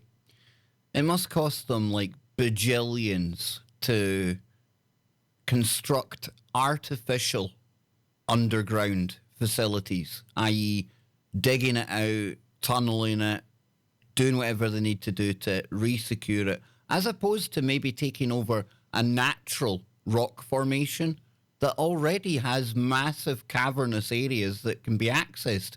Then all you're really needing to looking to do is make an access tunnel. Yeah, I mean, isn't that what they want to do on the moon and Mars? Exactly. You take advantage of the local geography, you know? Yeah, use lava tubes and everything, Yeah. And build your facility in a natural, you know, something that was already naturally formed. That Nellis Air Force Base as well, that's a famous one, is it not? Yeah, well, you know, anything out there in Nevada. I mean, we're talking about the Nevada test ranges and all of like the weirdness that kind of goes on out there. You know, and all the Area 51 and all the other different facilities. Underground, they're one thing, right? Probably. I'm sure the underground tunnels link them all, and they can transport things back and forth. That way, prying eyes up above on the surface can't see what's really going on. You know, what better way than just to do it all underground? So, yeah. All right. So continuing on here, it says Kenny was a brave explorer, and he entered every cave he came across, but this particular cave frightened him. On YouTube, he wrote, "I'm a long-distance hiker. One time during one of my hikes out by Nellis Air Force Base, I found a hidden cave. The entrance to the cave was shaped like a perfect capital M." That's crazy. That in itself just doesn't sound right. Usually nature doesn't deal in like the alphabet. I'm just saying. And if you look at the letter M, I mean, we're talking about right angles and, you know, just very, you know, super weird. So he says, I always enter every cave I find, but as I began to enter this particular cave, my whole body began to vibrate. The closer I got to the cave entrance, the worse the vibrating became. Suddenly, I became very scared and hightailed it out of there. That was one of the strangest things that had ever happened to me. Kenny said that he would return to the cave, bringing a camera and a weapon with him. Kenny made a video showing him looking for the cave. He posted it on YouTube, but the desert is large and it's impossible to locate the cave based on this video. What happened next is a mystery. All we know is that Kenny returned to the site a month later to find the cave, and he was never seen or heard from again. That's wild, you know. I honestly do think your man wandered into somewhere he should not be. The fact he's active on YouTube as well. Yeah, sorry, pal. You ain't getting back out. You got close the first time. You should never have came back. I know that sounds really cold, but that's just what I'm thinking, man. That vibration could be like ventilation or anything, Scott. He's definitely been near to somewhere that's something's going on underground, man. Yeah. I mean, I don't know, man. It's weird. I mean, was it? Are we talking about a man-made structure, or are we talking about something more supernatural? I'm thinking more man-made, but only because I'm being biased by the fact it's in close proximity to an Air Force base. So I'm leaning more towards the supernatural myself. But, you know, who knows? I mean, it Scott, could be... Exactly. Both are as viable. And listen, why wouldn't the military build a base next to somewhere that might be supernatural? If they know there's something near there, who knows why they built one there? Yeah, exactly. Anything's on the table. Neither of us can prove anything. So I don't know. This is interesting, though, dude. Yeah, so continuing on, it says we can only speculate about what happened to him. Yeah, you know, pretty much. Many people have disappeared in the desert, even experienced hikers. But what makes his case unusual is the mysterious M cave that he was so frightened to enter due to the unexplained vibration. Was something extraordinary hidden in the cave? Was the cave much larger than he expected? Did he perhaps get lost, unable to find his way back to the surface? Kenny Veach's disappearance reminds of a true X-File featuring all unusual paranormal aspects, and perhaps even military secrets. No one really knows what happened to him, and there are even those who question he really vanished. Was it all a hoax? Did he exist in real life, or was he just the work of fiction? He was a crisis caver. Crisis caveman. Sorry, I couldn't resist, man. Sorry. The witnesses and his family, are still searching for him. Why are there no updates about his disappearance? The only thing we do know is that a search party was formed by Nevada rescue volunteers. They found Veach's cell phone near an abandoned mine shaft a week later after his disappearance, but there were no traces of Kenny himself. Okay. No body, clothes, or their belongings. Now, Scott, I must add in something that somebody said here just a moment before you got to that. What about a mine shaft and the dangerous, like, gases and toxic gases that can sometimes be down there? Good shout. But again, you'd expect to see some trace of them, right, when they go searching, right? Yeah, they never found his body. Yeah. So, I mean, obviously, they must have probably looked. Yeah, they'd have had the dogs out and everything, you'd imagine.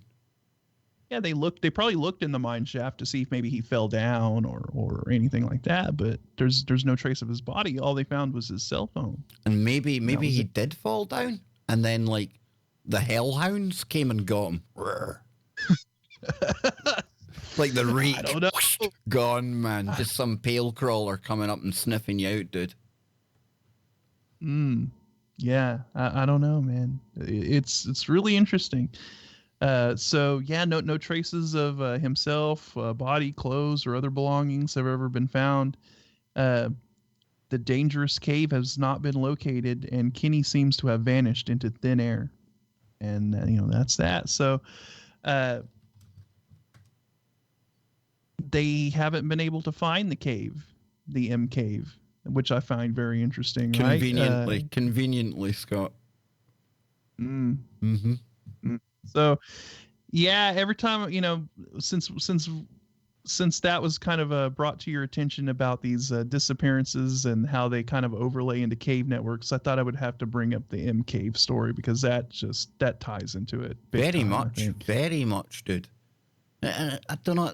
I don't know about the caves, but do you remember that story towards the tail end of last year? I think it was, Scott, where you had the guy going skiing in upstate New York, and then he ended up, I think it was either out in Nevada or out in California with no clothes on, and he woke up in the back of a truck. Remember, somebody had given him a lift out there. He was missing for a couple of weeks or something. I don't know. Again, it didn't feature caves, but it was mountainous, and I don't know. There's something. I think there's something weird about all these stories, man. And remember the story we had talked about a long time ago on Freaky Friday, um, when we were discussing like cryptids in Alaska, and there were like those weird kind of like gnome or elf kind of creatures in Alaska. I forgot the name of them, um, but how one of the hunters or outdoorsmen in Alaska said he came across what looked like a doorway in the side of a mountain. Yep. Yep. Yeah, I think that ties into it as well. It's the same thing. You're out there in the woods, out there in the wilderness, and all of a sudden you come across some portal in the side of a mountain. I think he went through it, he said, and he lost. Why lost would like a you would chunk of though, time. wouldn't you? You would though, wouldn't you? I mean, come on, put yourself there, Scott. You're wandering along, doing what you're doing, whatever it is. I don't know, some kind of Stargate effect starts happening in front of you, or some doorway in a hill, or come on, dude. You know you're going for it. You ain't just taking a picture of it and going home, right? Me being the shameless like YouTuber that I am, I'd try and live stream it. I would hope that my Wi-Fi keeps me going on the other side of the portal. Who knows? Yeah, I'm sure something would draw me to it. Just so you're like. Imagine you walked up to it though. You walked up to it and you met yourself. Ooh. Oh man, the other you on the other side. That would be kind of weird. Very, very strange. It'd be like in the Stargate movie, right? You know how he walked up to the Stargate and they were all apprehensive, and he kind of touched it with his finger, and then next thing you know, he's like sliding his face into it, and the next thing you know, it's like. Whoosh. I'll tell you, right? I know people are going to laugh at this, but I think that's one of the most hidden in plain sight pieces of recovered technology that we've ever seen thrust in our face. I'm not saying they've got it working or anything, Scott, but I do think, I don't know what it is, dude. It's not just that I'm like the number one fan of Stargate, even the franchise, even the crap spin-offs I loved, right?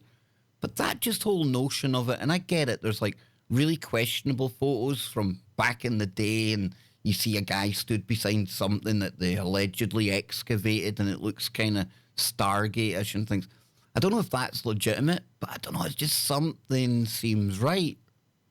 The thing is that there's something about the Stargate that I think resonates with everyone, and I think it has something to do with like the genetic memory. Like we know that something like that existed or still exists on this planet, and think about it, Scott. If we managed to get a level of technology where we could go around putting installations on any planet that could support life, i.e. oxygen, gravity good, just like here, And remember, folks, that's not unrealistic when you look at like the trillions of options out there.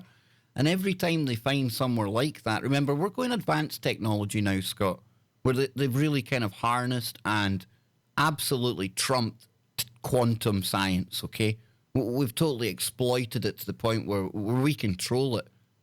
And I don't know, it just makes sense to me if you have a civilization with that level of technology and you do become interstellar, as opposed to sending ships all the time, if you can do it this other way by seeding a Stargate, seeding a machine somewhere that could take your troops or your scientists instantly to wherever you're going, of course you would do that.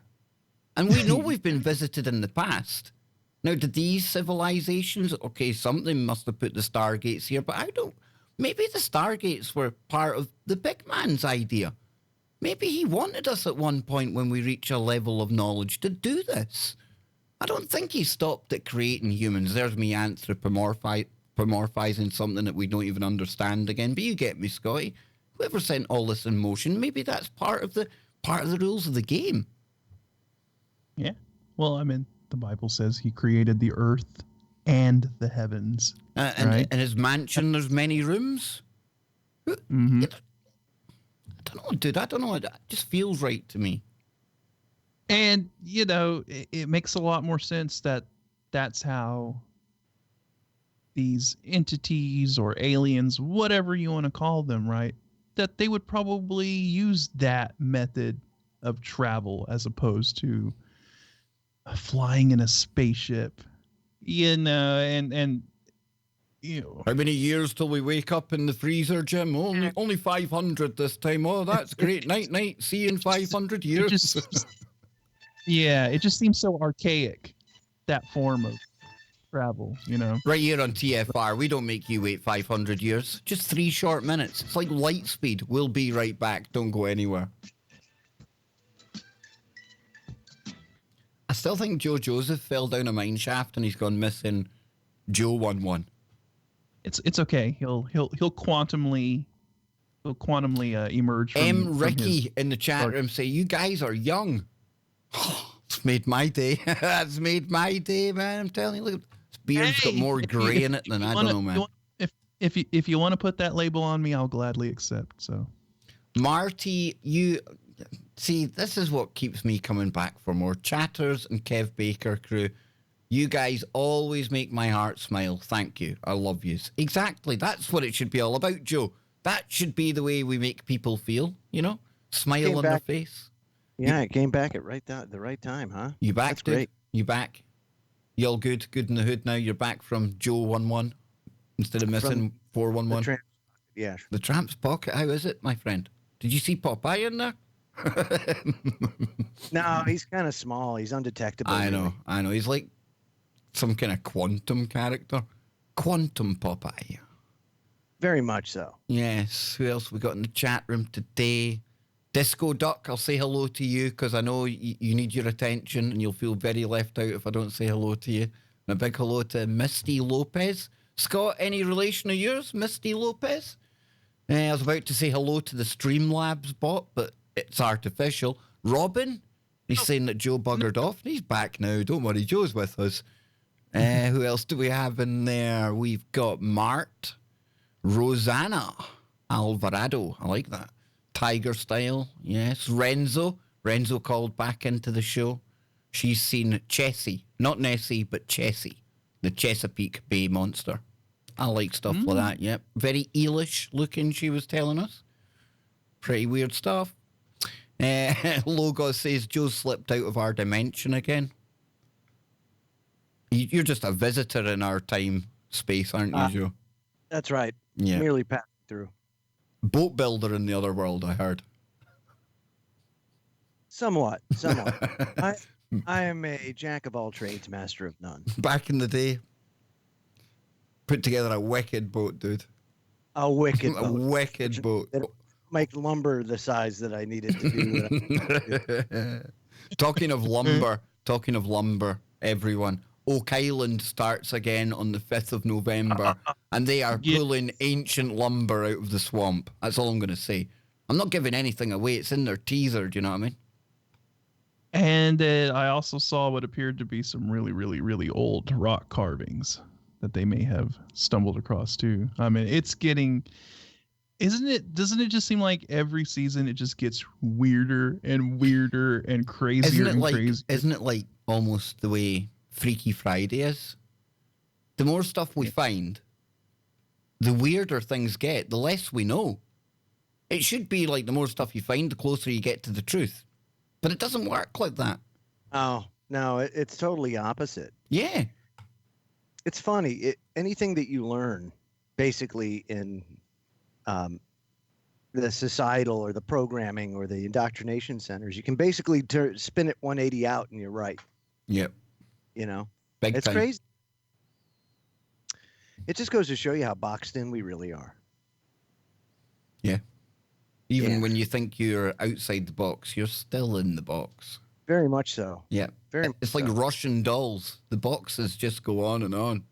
They And do. on. Here we go, guys. Here we go. You bring us in this time, Joe. We need your dulcet tones, man.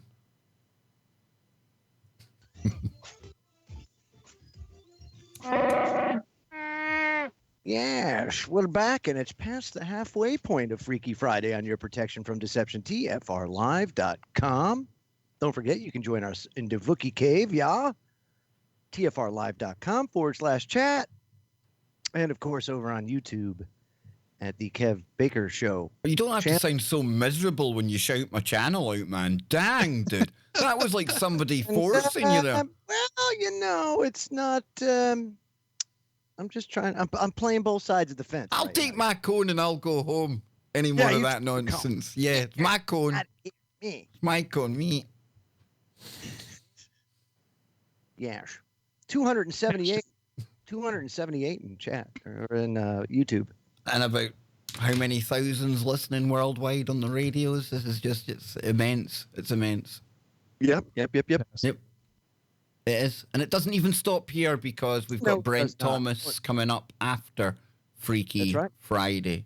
And we'll be opening up the phone line soon Yes. for your convenience. That's right. Yes, after the next break, we will go and hand over Freaky Friday to all of you out there because I'm starting to find, and the guys are starting to find, that we can talk for so long and then we let you steal the show. That's what happened yesterday. I thought Brent Thomas had raised the bar. And then the callers came in. There was little gnomes being seen. There was missing 411 type stuff. There was talk of me being the new Coast to Coast and Art Bell Joe. It was just glorious, man. It's glorious. The ego got well stroked yesterday, and it was great. It needs no more stroking. I'm going to get a coffee, man. I'm going to hand it over to you with your... What story is this, Joe? The Science of Zombies? Well... Or were you want to go to the other one first? Let's do Science of Zombies. Will the undead rise? According to the American Free Press, says hordes of brain-munching undead terrorizing neighborhoods make for fun television movies, but zombies could never be real. Or could they? Oh, Joe, quick zombie story before you get going. Had Whistles on the other night, right? And we thought, we'll do a blind reading of some creepypasta stories. Okay, so we'll just pick the headlines out, and I looked for ones with Halloween in the headline, right? And I thought this will be quite tame, you know, usual witchy, ghosty stuff. Oh, Joe, this descended into this was grim, dude. It started off fine, like people going out, children playing, and it descended into brain-eating zombies. Oh, rapidly. I could see, I could feel the people cringing at home thinking, where is this going, man? get myself into. Yeah, it's one of those moments you wish you could have a 10-second rewind and just do something else, you know? Been there, done that. Says here there are, in fact, a growing number of documented examples in the animal kingdom of parasites that change their host's behavior, and increasing evidence that humans are not immune to zombie-like manipulations. It's a subject that fascinates theoretical evolutionary biologist Athena Act of Arizona State University, who hosts a podcast called Zombified that applies real-world science to the type of apocalyptic stories first popularized by George Romero in the 1960s and now a staple horror genre. More than half of the species that we know on Earth are parasites, says Actipus. One example is the... Why are there so many of these words, Scotty? Ophiocordyceps. Come on, everyone needs an Ophiocordyceps every day. Come on, man. Apparently. I don't know. Who knows what it's pronounced as? Okay, Ophiocordyceps. Yeah, I'll go with that. Okay. Okay. So this says it releases spores that infect the carpenter ant's body, allowing it to take over the insect's locomotive activity. Could you imagine that? So here it is, this fungus, it releases a spore. So the fungus, first of all, understands that this thing is close enough, and then goes, and it and it inhabits the body of the carpenter ant and takes it over. It says I that mean, eventually, isn't that?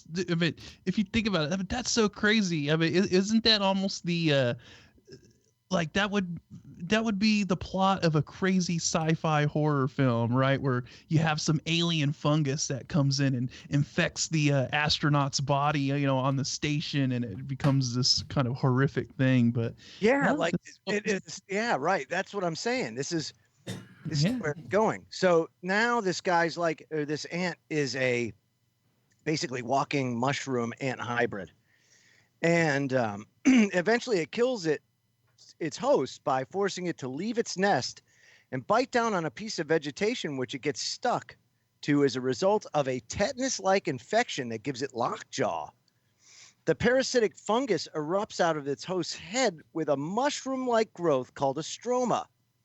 Wow. At night, when uninfected ants are out foraging, this growth shoots out more infectious spores, and the 2 to 3 week cycle repeats itself. How do you like that? Wow.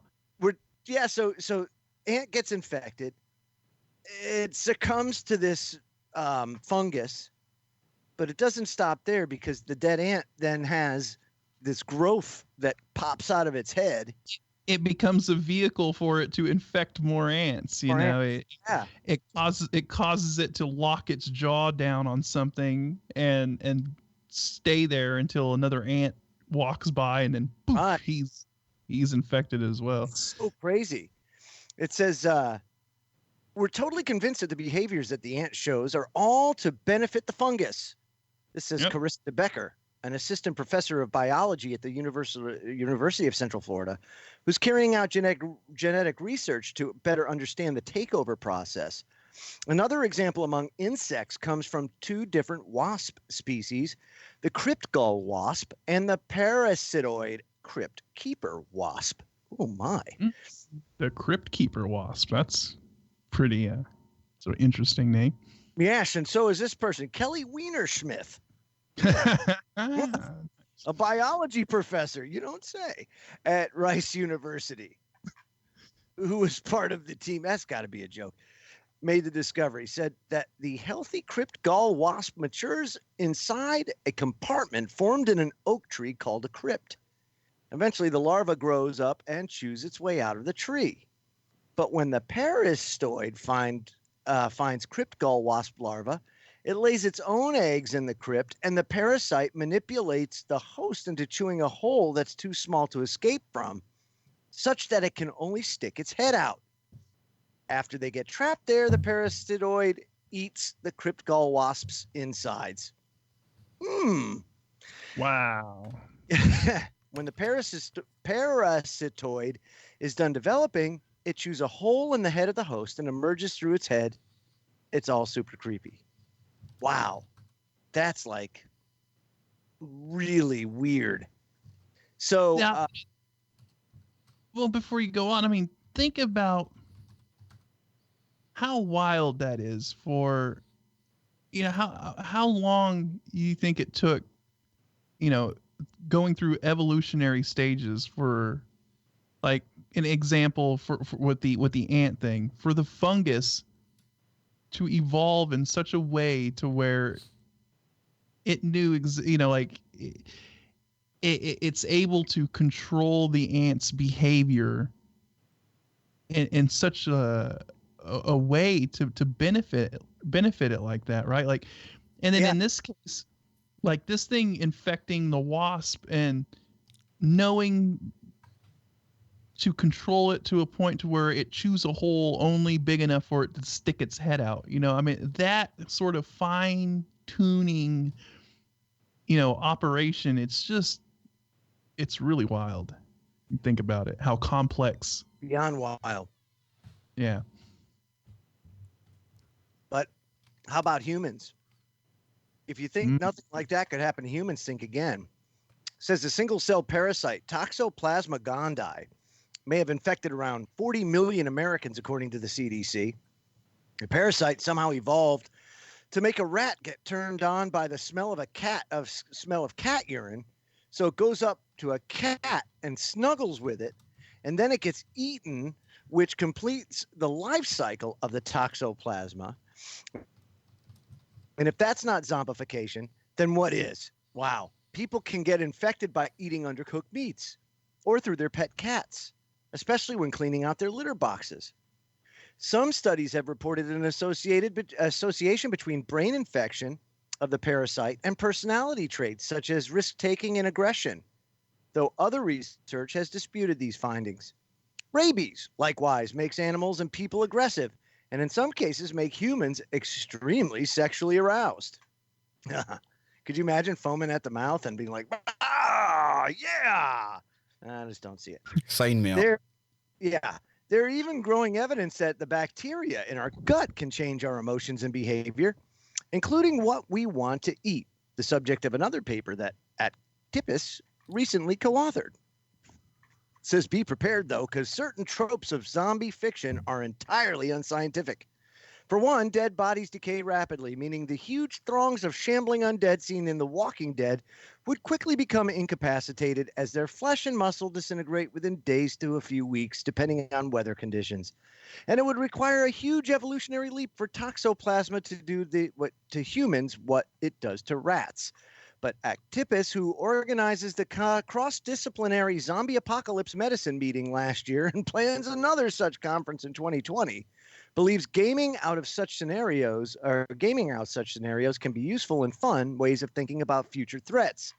She recommends keeping a go bag of vital supplies like first aid kits, duct tape that can be used to fashion a shoe or a weapon. Duct tape that can be used to fashion a shoe or a weapon. I did read that right. I don't fancy a shoe made out of duct tape, Joe. Yeah, and whiskey to sterilize water and wounds, or drink if it gets really bad.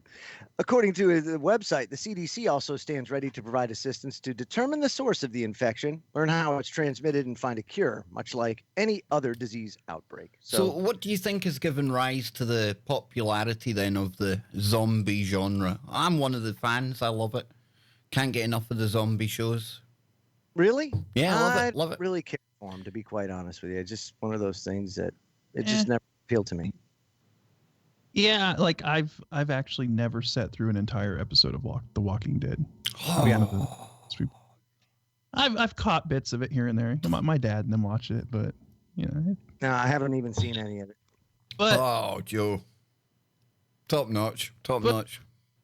I think we've actually discussed this before, right? Like how all of a sudden this whole zombie thing became a huge phenomenon, right? Or it just seemed like everything was focusing around the zombie genre. You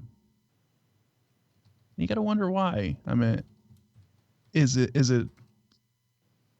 an agenda to kind of get people to dehumanize their fellow humans, right? I don't know. I mean, I'm taking it full conspiratorial mode, obviously, but it just seems really interesting how it all kind of just propagated everywhere. You had zombie movies, zombie TV series. Everything was just focused around the zombie genre for a long time. I mean, and it still is. I mean, The Walking Dead is still going on. Isn't it finally like their last season, But I mean, how many years has that series been running? Like, what, 10 years, something like that? And the movies are coming soon as well. And there's a new kind of like show in the franchise. I don't think they've named it yet, but they've shown a little teaser for that. So we've got The Walking Dead, we've got Fear the Walking Dead, and now we're going to have Clear the Walking Dead. I don't know what it's going to be called. That might be a good one, actually. I mean, it was so prolific, the whole zombie genre, that they were even making like zombie comedy movies, right? Like Shaun of the Dead and Zombieland. It's back in the theaters now. Zombieland 2 with Woody Harrelson. Yeah. I think the first movie that kind of kicked all that off was 28 Days Later. Remember 28 Days Later? Yeah, good film. Yeah. Yeah, and I that was the first one I remember kind of bringing back the whole zombie genre and kind of reinventing the zombie as in instead of like being these slow sort of lumbering, like the zombies were like hyper aggressive, and it was like wasn't it like a virus that had gotten out of some kind of a military bio lab? Isn't it always, Scott? And I remember when World War Z, Brad Pitt, I thought it was comical. Many times have I told you, sometimes walking through Glasgow, it's like you have to decide whether you're in reality or maybe you're auditioning with the extras for The Walking Dead, because really there's some really dodgy looking characters around. And then World War Z chose Glasgow to come and do a massive zombie scene. I'm thinking to myself, come on, man, this is priceless. Do you know what I mean? But I tell you what, they done it good. George Square was turned into the zombie apocalypse. And I think it was meant to look like somewhere in San Francisco. But obviously, if you were from Glasgow or Scotland and things, you're like, it's not San Fran. Definitely not San Fran. But we've got those hills, Scott.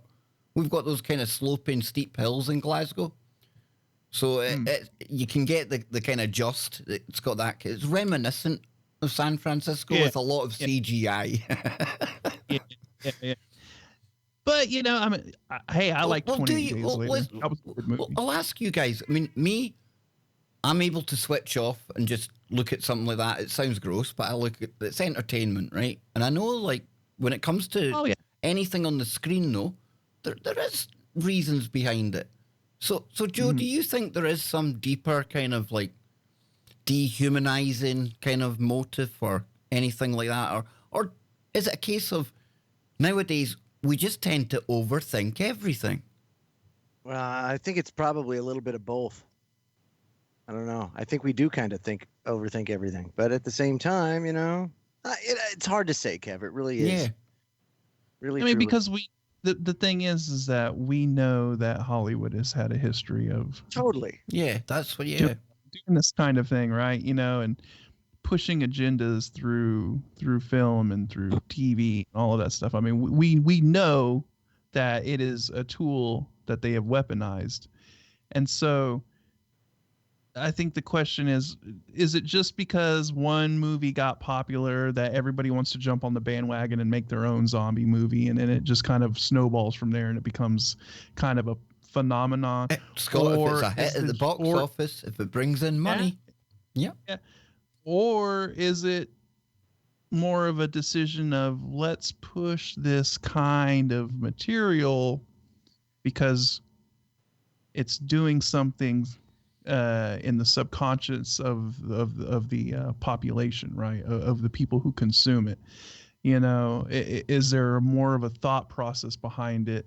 And like Joe said, maybe it's a little bit of both. It's probably both. I mean, they're going to make money off of it because it's become a pop culture phenomenon.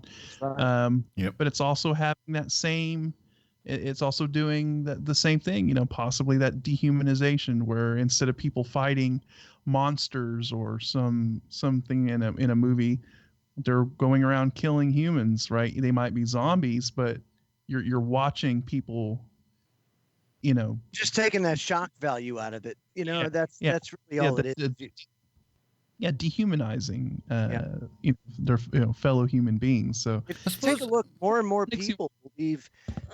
people believe in that aliens exist now more than ever before, and a lot of that really does have to do with Hollywood.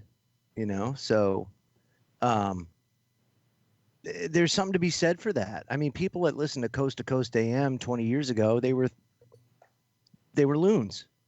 Now, not so much.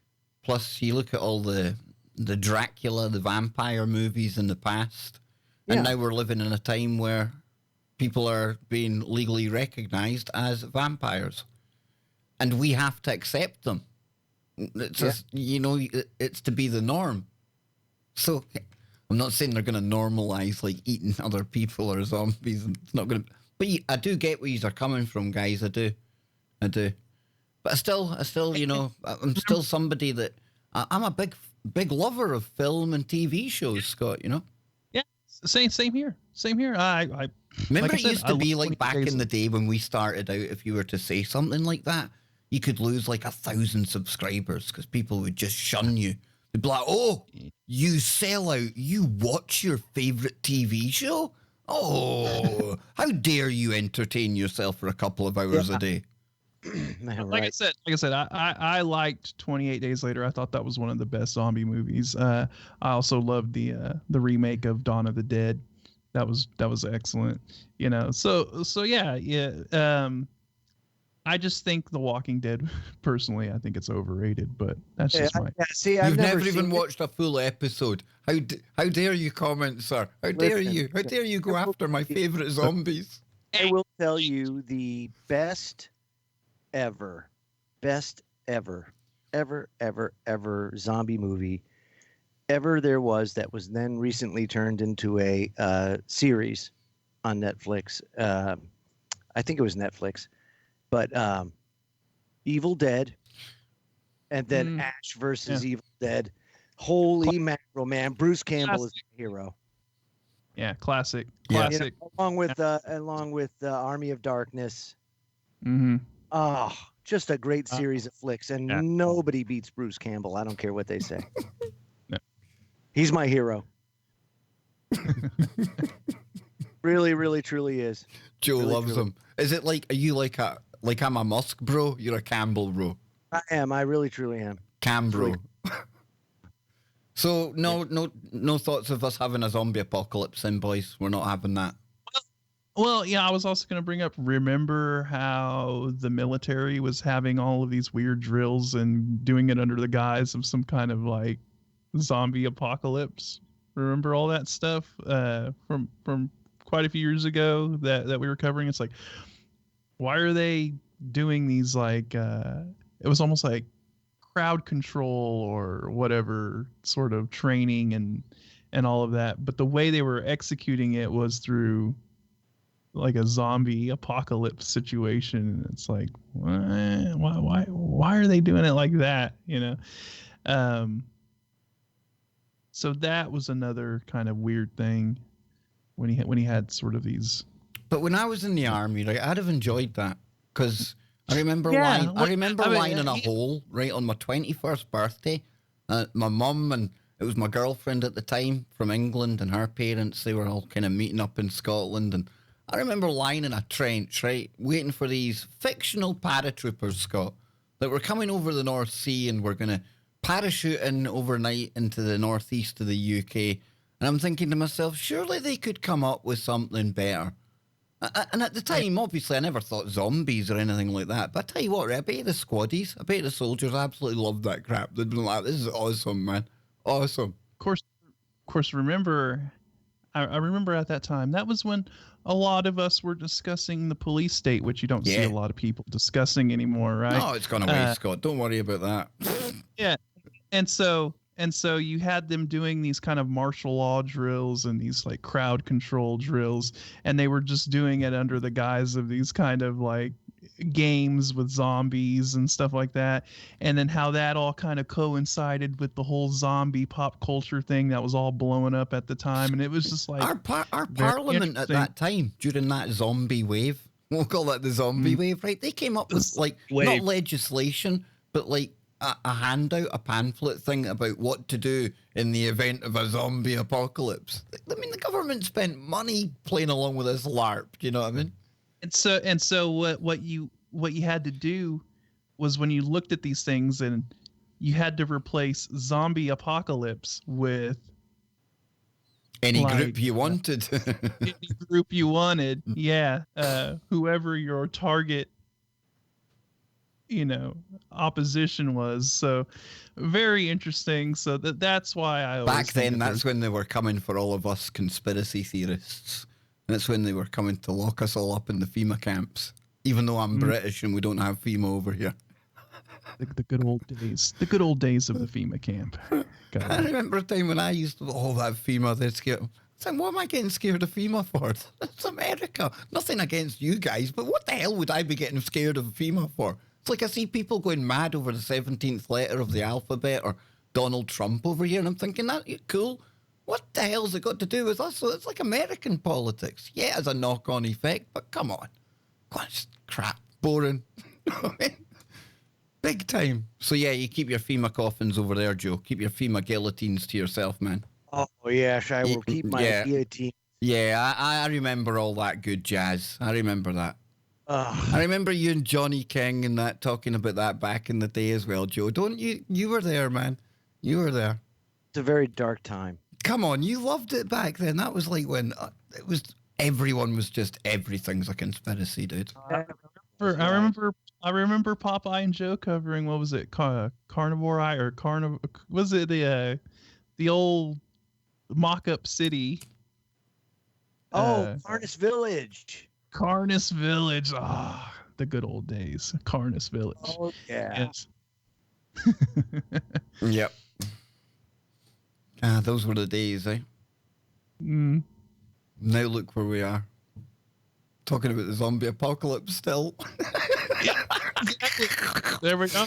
1,200 shows in and we're still talking about the zombie apocalypse. Oh, dear Lord. After the break, we're going to open up the phones, folks. We've lost our mind here. We're going to be right back. Don't go anywhere. Yeah.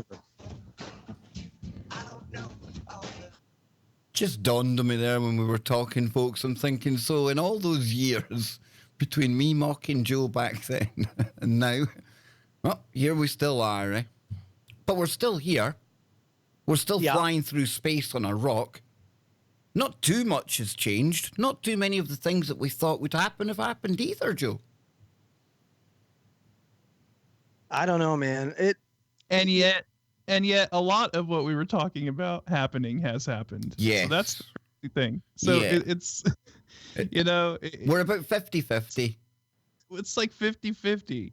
Yeah. A lot of the stuff we were talking about has come to fruition, but you know, some of the stuff we were talking about hasn't come to fruition. So it's just it's an interesting time we live in, fellas. Yeah. Just wonder what does the future hold for us? What is the next thing that's going to get us all? The asteroids. I told you that. It's the asteroid hype, man. So, Well, no, listen, I'm not just saying off the top of my head. It's something I'm thinking about, and it's not just to do with Von Braun, but it's this Space Force. It's the constant and almost like you were saying there, Joe, you know, you hear about these things more and more all the time now. And I don't know, it could be a good way to get some money into the military-industrial complex. Now that a lot of the action in the Middle East is dying down, they still need their coffers filled. So maybe some kind of like railgun that's going to take out an asteroid, weaponize lower Earth orbit, whatever. I don't know. It's just something. Hey, it's no biggie. If it's not the asteroid, it's no harm done. It's just a feeling I've got. well, I'm all for it. It just feels like that time. It feels like a shift. Something different coming. I would say. Maybe. Hopefully. Let's do it. Well, what I'm going to do right now is I'm going to drop the phone numbers in the YouTube chat room. Let me grab them from here. And then I'll drop them over at TFR. Boom. That's that there. Drop this at TFR. Sorted. Jamming. We've got 1 hour to go, boys, and this is novel because I'm going to be finishing at 2 a.m. instead of 3 a.m. That feels like a totally different world. I know it's only an hour, but that's a big Our dynamic. clocks go back tomorrow. They go back tomorrow, is that right? So I go back to parity then. Cool. Cool, yeah. So do we time travel on the weekend stream? Oh, we time travel again on the week? You guys do? Yeah. No, They- no. You do it at 2 in the morning. 2 in the morning. You do. It's because I stream at 2 in the morning. Yep. You stream every time. Yeah, You I don't know. sleep. Rarely. You know yourself. You can get by in a few, 4 or 5 hours a night? That's right. I think the military does that to you, man. I'm not saying it's healthy. You can do. if I said to my son, you're only getting that much sleep, he would absolutely, he'd be petrified. He'd be like, what are you talking about? It's about a quarter of a night's sleep, Dad. Teenagers love their sleep, I'm telling you. We're looking at the clock here. Almost time to go back. We should have some porno music on in the background while we're waiting for the... No. I know how Joe loves my music so much. Yeah, we'll go for it. That's okay. We're almost there now. We're almost ready for the Wookiee. The Wookiee is warming up as we speak. Yes. Here we go, folks. Here we go.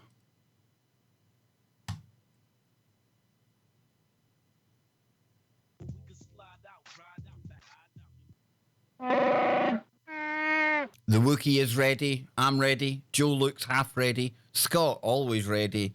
And all of you Wookiees out there, I'm sure you're ready for hour number 3 of Freaky Friday right here on TFRlive.com, where silence is consent. Remember, tell everyone, all of your family, all of your colleagues at work, everyone that you're connected to on anti-social media. Let's get bombarding the kind of Twitter, the Facebooks. It's the only way that we're going to really take things on to the next level. Nearly 300 people on the YouTube, thousands out there on all the different streams at TFR. It really is, and I can't thank all of you enough on behalf of me and the team here. And on that note, we're going to shift gears now. Talking of you Wookiees out there, you've really impressed all of us here on the panel over the past few weeks with these calls. Yesterday, it was off the charts. I was sitting at some points, it was like, it really was listening to Art Bell type stuff, coast to coast type calls. This was golden, and that's why we're going to open these phones up again. So if you want to call into the show, what you need to do, and we've already got somebody on the line, already somebody queuing up there. What you do is you phone in on, if you're in the US, 213-233-3998. That's 213-233-3998. And if you're in the UK, no joy. I'm only joking. It's 0044-203-393-2871. That's 0044-203-393-2871. What are you smiling at, Joe? The fact that I abuse the UK any chance I get? Yeah, what are you doing, man? That's your home base. I Dude, mean, listen, I live in like this place is like the base for the enemies of democracy, man. If ever you wanted to see an example of the fact that we're getting shafted, that governments shaft people, you just look at Britain right now, dude. I tell you, we had people getting arrested down outside Parliament today, and I'm talking about getting like shooed off the police just because they're protesting to get like the democratic will that was voted for way back years ago. I don't know, it feels like a decade ago now, right? We were meant to be getting out of the EU on October the 31st. Oh, look, we're still in the EU again, Joe. So yeah, I'm a bit disillusioned right now about when it comes to the UK, I must admit. And then you look at some of the stories that we've covered in recent times. People making love to traffic cones. There's people abusing piles of leaves. What the hell's going on in this country? I was watching some excuse for a soy boy today on Good Morning TV or Good Morning Britain, whatever the heck it's called. Piers Morgan, his show in the mornings. And Ryan sent me a clip of this guy, right? Ryan Gable. And I might actually pull it up here in a minute, but this typifies the kind of younger males of today growing up in the UK, and he's a social media influencer over there on Instagram, and he's actually telling people, Joe, that he thinks they should ban teaching like World War II history in school and things. They should like ban talking about wars.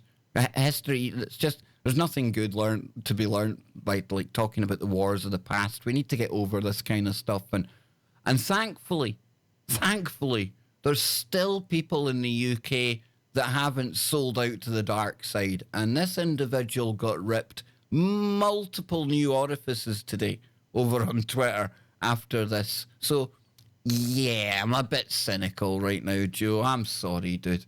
I don't know, it's just part of triggered Kev. I get it. Especially after, you got this, you got, Uncle Boris over there, your buddy.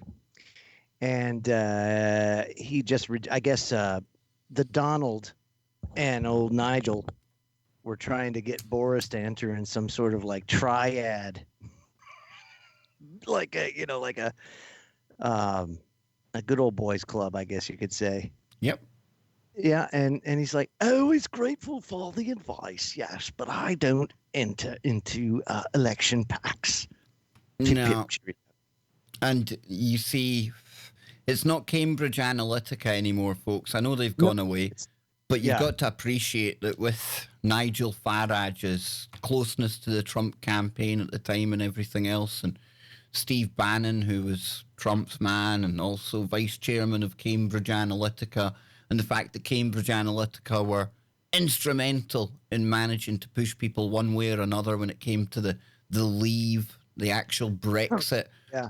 They are such a powerful tool to have at your disposal coming up to a general election. And I like Nigel Farage as a person. You know me, I don't tell anyone to go political. I don't lean any way. But as a person, he seems like one of the more genuine ones out there, right? And with that at his back and the will of the British people right now, I tell you, it's going to be a really interesting time come December when they go to the ballot boxes. That's all I'm saying. I suppose, but who gives a rat's ass about No, that you know stuff? me, dude. You know me. It doesn't bother me. But I tell you, Yeah. definitely one to watch. Definitely, it's going to be But make. it goes to show you what it's turning into a clown show. Dude, this is the perfect example, right? And I'm wondering how Nicola Sturgeon is going to manage this, right? Because Nicola Sturgeon, the first monster of Scotland, and see, this takes it paranormal again. Because you have a closet crush for her. How could I have a closet crush for her? I'm not her type. She doesn't go You for are my too. gender. She loves male toxicity. No, she doesn't. No. She herself has a lot of male toxicity. No. Nice comeback. But we've got a caller on the line, and I'm just going to come to you in just a second. But think of this. The first monster, Nicola Sturgeon, who actually leads a double life as one of the Crankies. Well, the Crankies are in pantomime season come December, and she's got like an election to be running. I'm going to be laughing. They're going to have to roll out a couple of fake Crankies or fake Sturgeons. It's going to be fun. I'll have fun with it. Let's go live to the aforementioned UK. Yes, you're live on Freaky Friday with the Woo Crew. How can we help you this Freaky Friday? You're on the line, unknown caller. Or not. It's saying we're good to go here, dudes. I know what it is. Hang on. It would help if I added in the phone lines. It would. Yeah. Okay. Rookie mistake, boys. I get it. You see, you got me talking about bloody politics. It angers me. You see, it triggers me. Or was it the soy boy? I think it was the soy boy, And if you're wondering where Joe and Scott have gone, don't worry, they'll be back in just a second. Folks, the phones are on. The phones are on. Kev takes full responsibility for that. Joe is laughing his ass off. Kev derailed himself. I love it when Kev derails himself. I don't. I really don't. So now, yes, we've got a caller on the line. Welcome to the Freaky Friday. Hi there. Yo, how's it going? Can you hear me all right? We can hear you loud and clear. What's your name, brother? It's Mart. Mart, how you doing, Female, Mart? Mart. Dude. Right, yeah. I might be a bit off topic now, but do you think that the Stargate is linked to the Mandela effect? Because look at all the mistakes. It's human error. Now, when you say the Stargate being linked to the Mandela... Yeah, Stargate, that they probably have several of, linked to... I mean, if you look at all the mistakes, whether it's biblical or whatever, there's just so many mistakes. It does imply human error.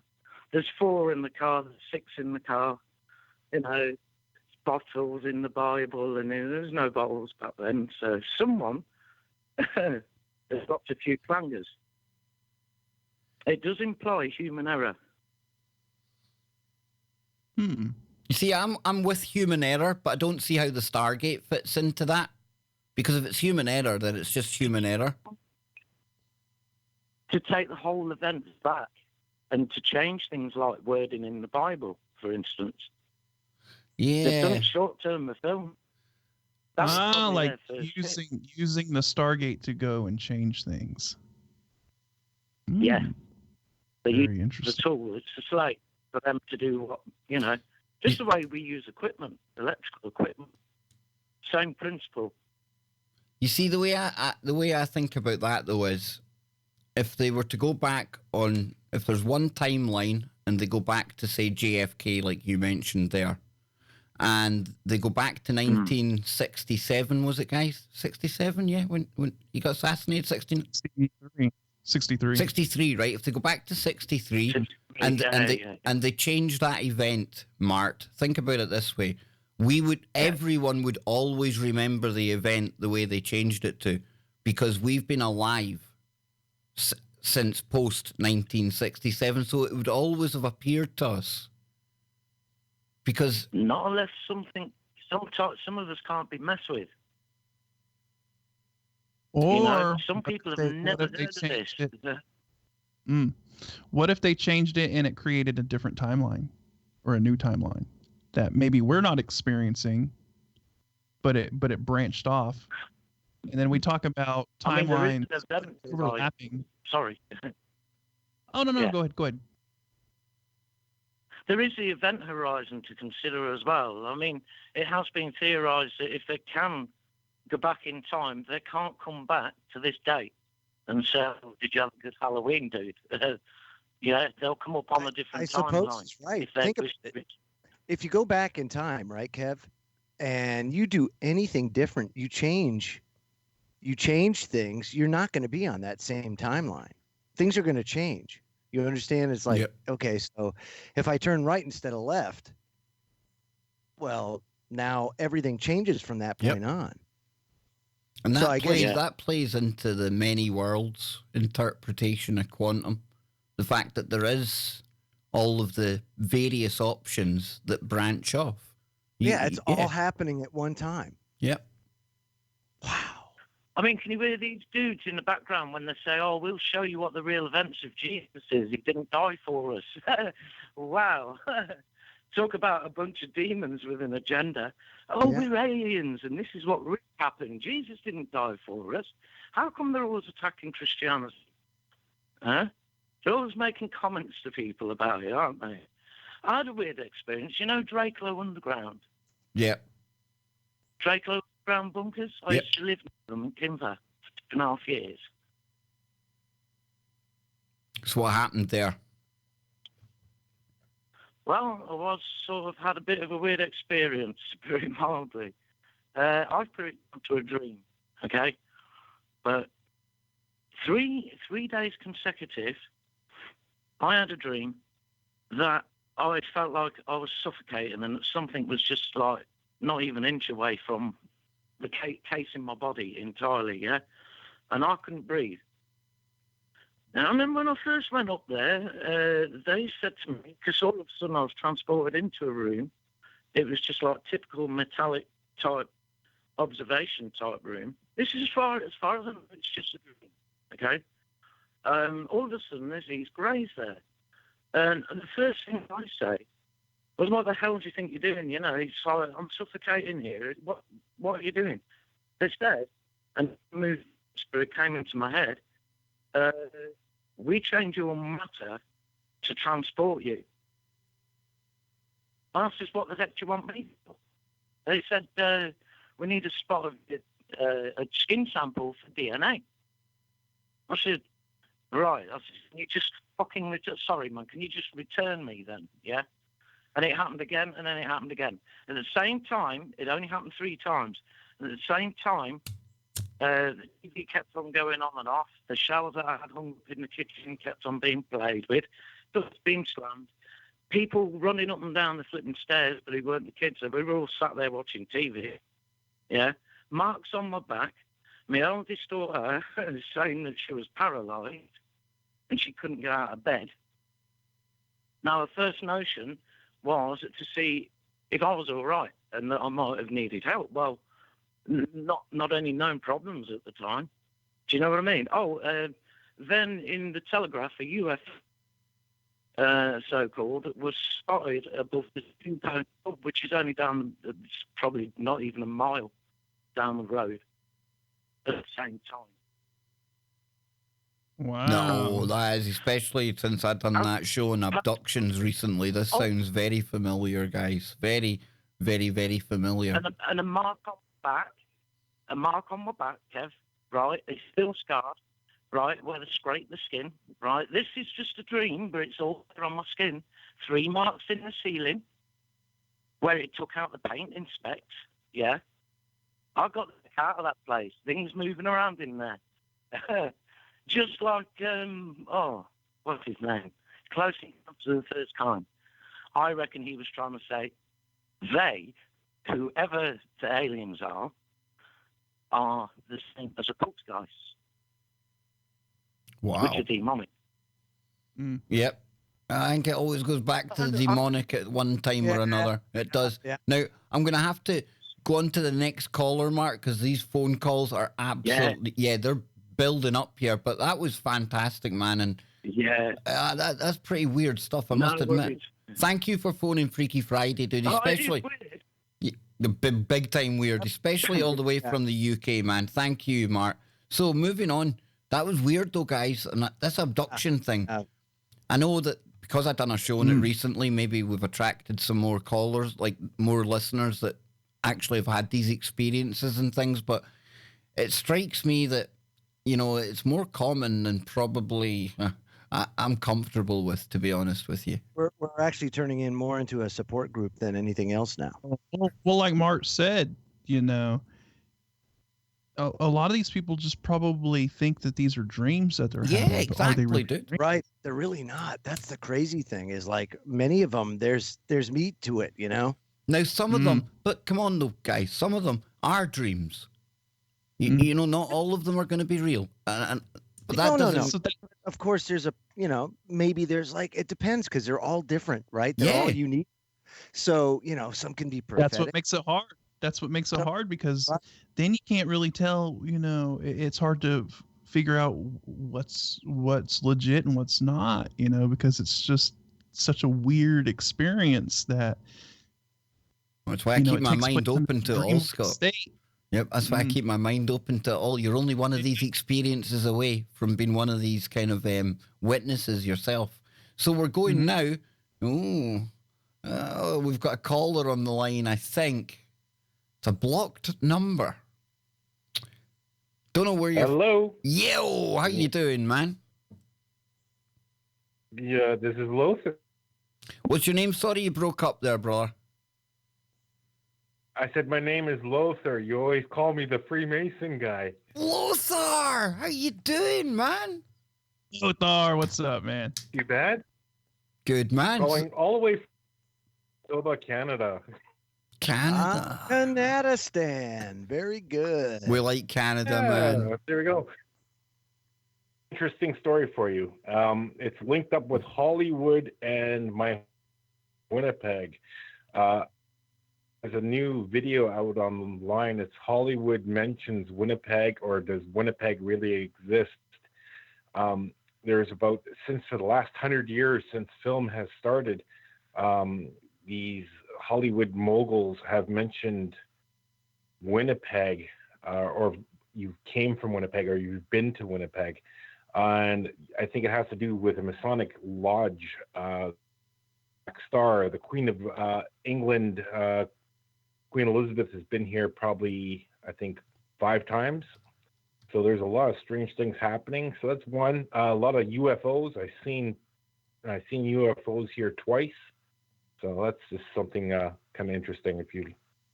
I'm just taking a look at Winnipeg right now, and I tell you what, some lovely kind of architecture there. Yeah, the legislative ground is actually built after a Masonic temple. And inside that Masonic temple is a black star, and it's in a round circle. And that's where through these Mason books I actually stole from the garbage can. They actually say that's where sacrifice starts and everything else. And this is where also it's a porthole where UFOs and stuff like that, or they say unknown demons or unknown items come from. Whoa, Lothar, strange. Lothar, Right. you're dropping the bombs here, man. Now, hang on. Let's go back just a little bit, right? Did you say you had got some like Masonic writings from like out of a bin or somewhere like that? It's just like, Yeah, I trash. got books. One book is so demonic. In the building I live in, I keep it somewhere else. Actually, that picture there, what you just showed, is the Manitoba or Canadian Human Rights Museum. It's funny, like building with glass around it with like a stick through it. Actually, what it's really strange is built after a Masonic guy who's a big Masonic person in our city, and he says it looks like a turd with a stick in it. Like that's what he said. And like I said, there's universities. You know what I see there, Lothar. You know what I definitely see there. I definitely see a phallic symbol, and you could definitely associate that with Masonic symbology. I find it interesting as well, like directly across from there. I'm not saying the two buildings are part of the one complex, but it almost looks like you've got like two towers there, like Two towers. two towers, definitely. Yeah, there it's three towers because it's layered. So it's the columns of Hylam Labith. So it's like the three columns what they do in a Masonic ritual. So it's what is it? Joachim, was it Joachim, Boaz, and something else? Yeah, whatever. And it actually has nothing to do with it because three pillars you have to join.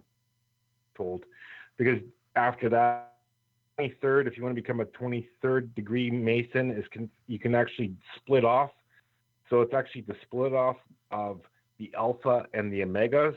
The alpha is bears and the omegas are the wolf or the wolf or zombie area of the lodges.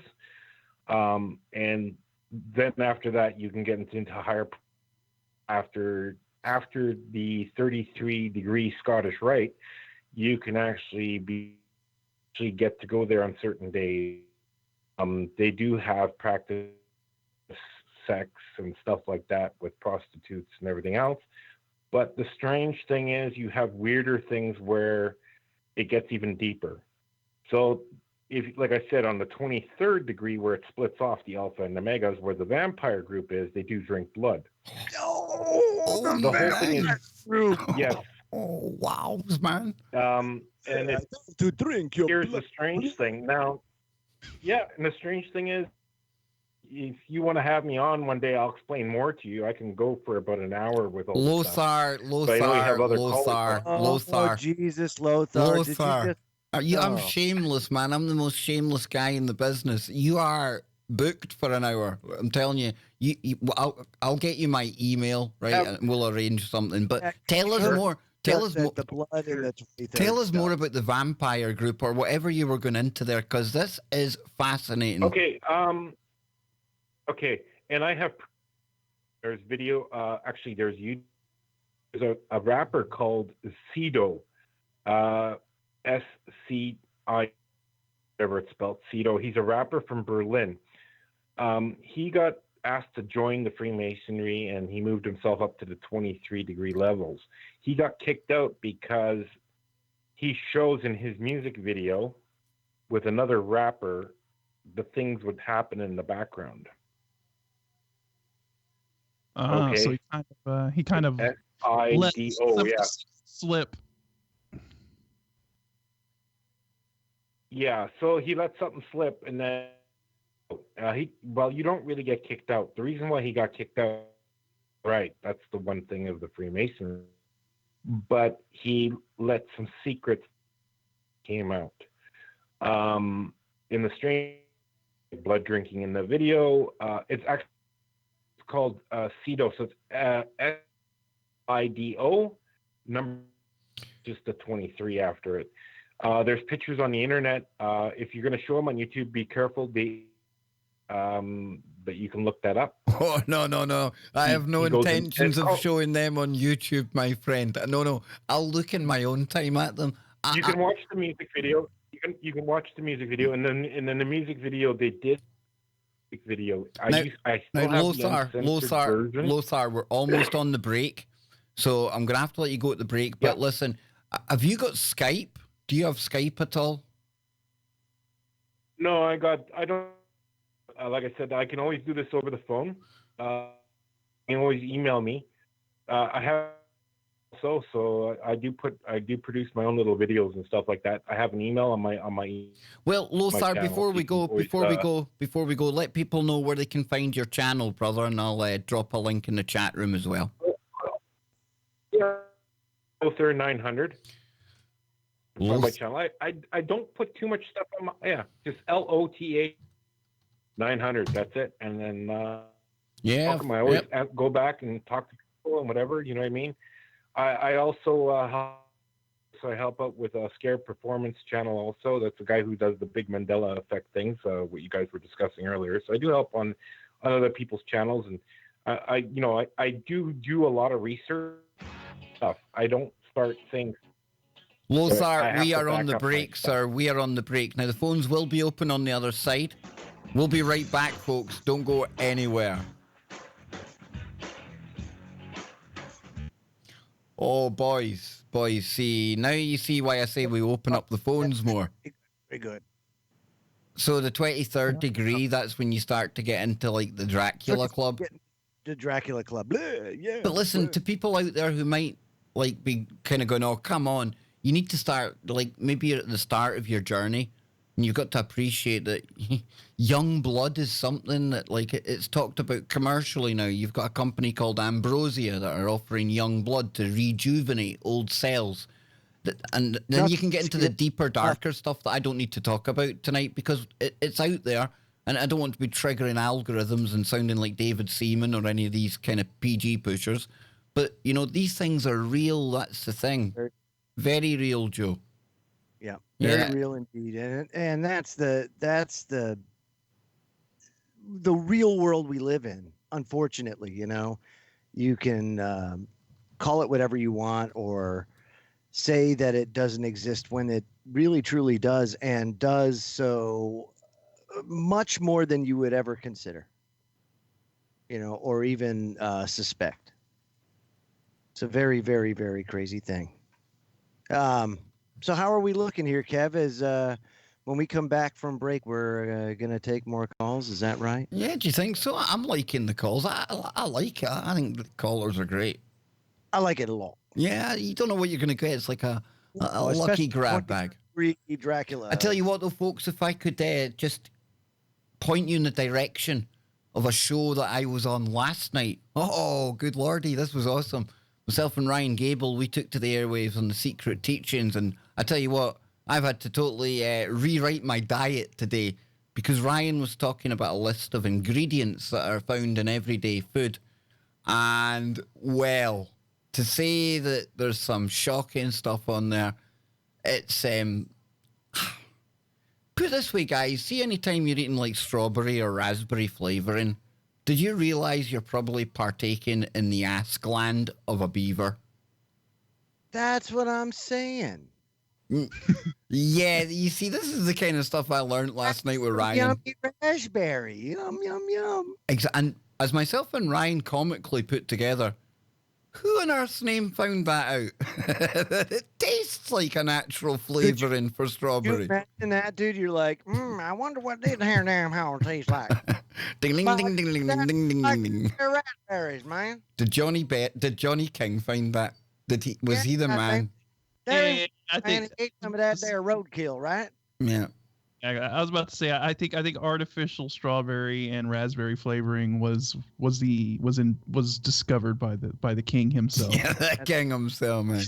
He was. Come on, Joe, coax the king out of his coven and get him on one night. Unleash his beard on the people, man. Oh, gosh, could you imagine, folks? If you thought Popeye was really kind of God off the wall, wow. Oh, Johnny King's a new level altogether. Boy, oh boy, if I could coax him out of to come on camera, it would be the last time anybody ever.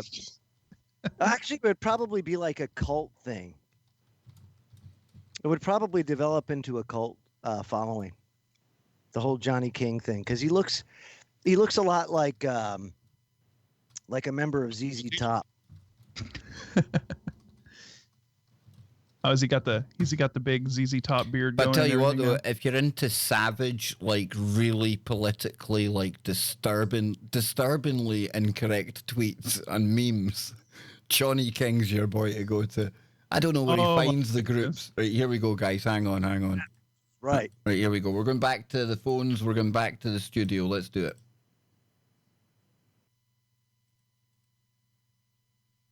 Welcome back, Wookie. There we go. Come on, Scott. What's he doing? Wookie.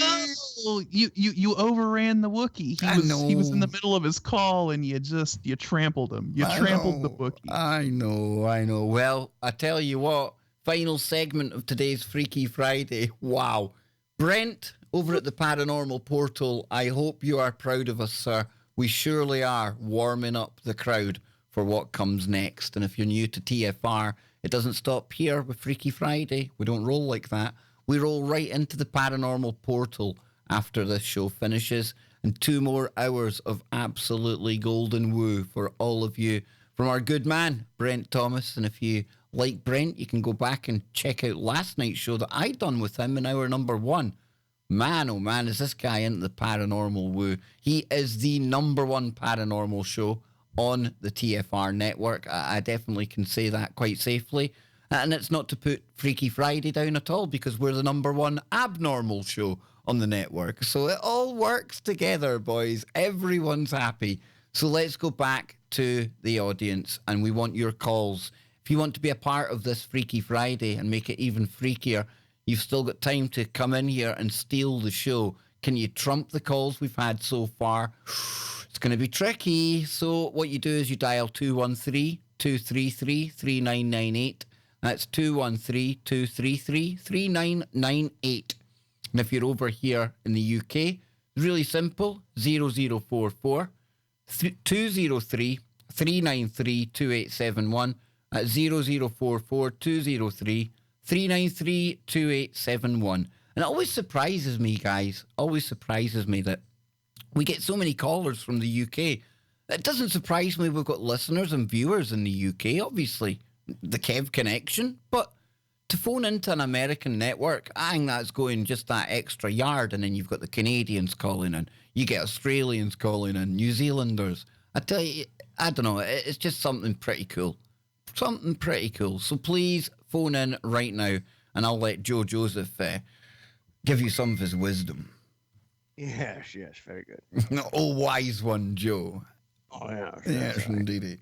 So now that Halloween's out the way, Joe, any occult holidays on the horizon that you're keeping, that we should be aware of, you know?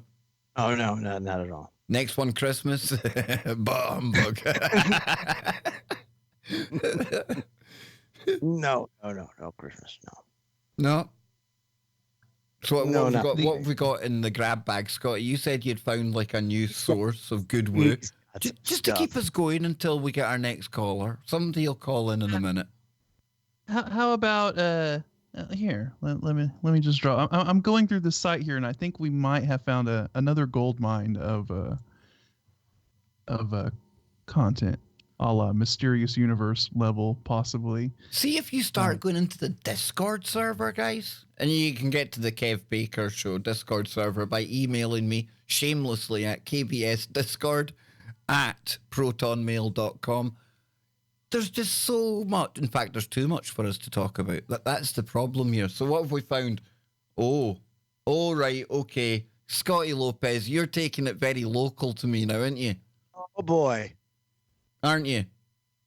Well, I guess is this local? I mean, I just saw the headline, and I was like, okay, come on. We were just talking about vampires, so. Okay, right, Scott. Let me just explain. Right, the Gorbles is I would say, even with my lungs, only a 7-minute or so walk away. It's usually where I go to see my man about a dog. You know how I go to see the man about the dog, you know? Of course. Yes. Shady of course. shenanigans. I'm not a dog owner, but I go and buy several dogs a month. But yeah, so yeah, what's happening here, dude? Vampires in the Gorbles?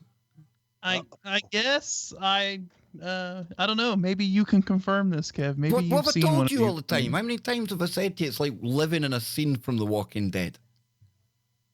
Hmm? Yep. It'd be Maybe good if we could there's actually something. say we saw that, but I just don't. Remember the night myself and Kevin came back from the chip shop thinking that something was rotten in the chip shop, only to learn later that it was like some poor, unfortunate homeless person had been set on fire at the bottom of the street and things, remember? I remember that. Yeah, people just going about their business, stepping over the top of it, you know, to go and see their man about a dog. It's a wild place. Wow. Okay, so let's get into this. The bizarre Gorbals vampire incident. So there was obviously an incident over there, Kev.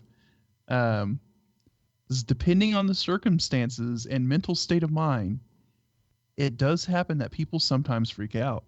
In most cases, there's a logical and scientific explanation that can shed light on people's perplexing behavior. But there are also cases that baffle those who have researched the events. The Gorbals vampire incident is a bizarre event that still remains unexplained. There are some theories that attempt to explain what caused hundreds of ordinary children to suddenly turn into vampire hunters. It was as if the kids had gone completely mad and nothing can stop them from hunting a monster that they were convinced was roaming the neighborhood. What on earth happened that day? So we're just talking about this mass group of kids that just decided that they were going to go hunting a vampire. Nothing creepy about this, by the way.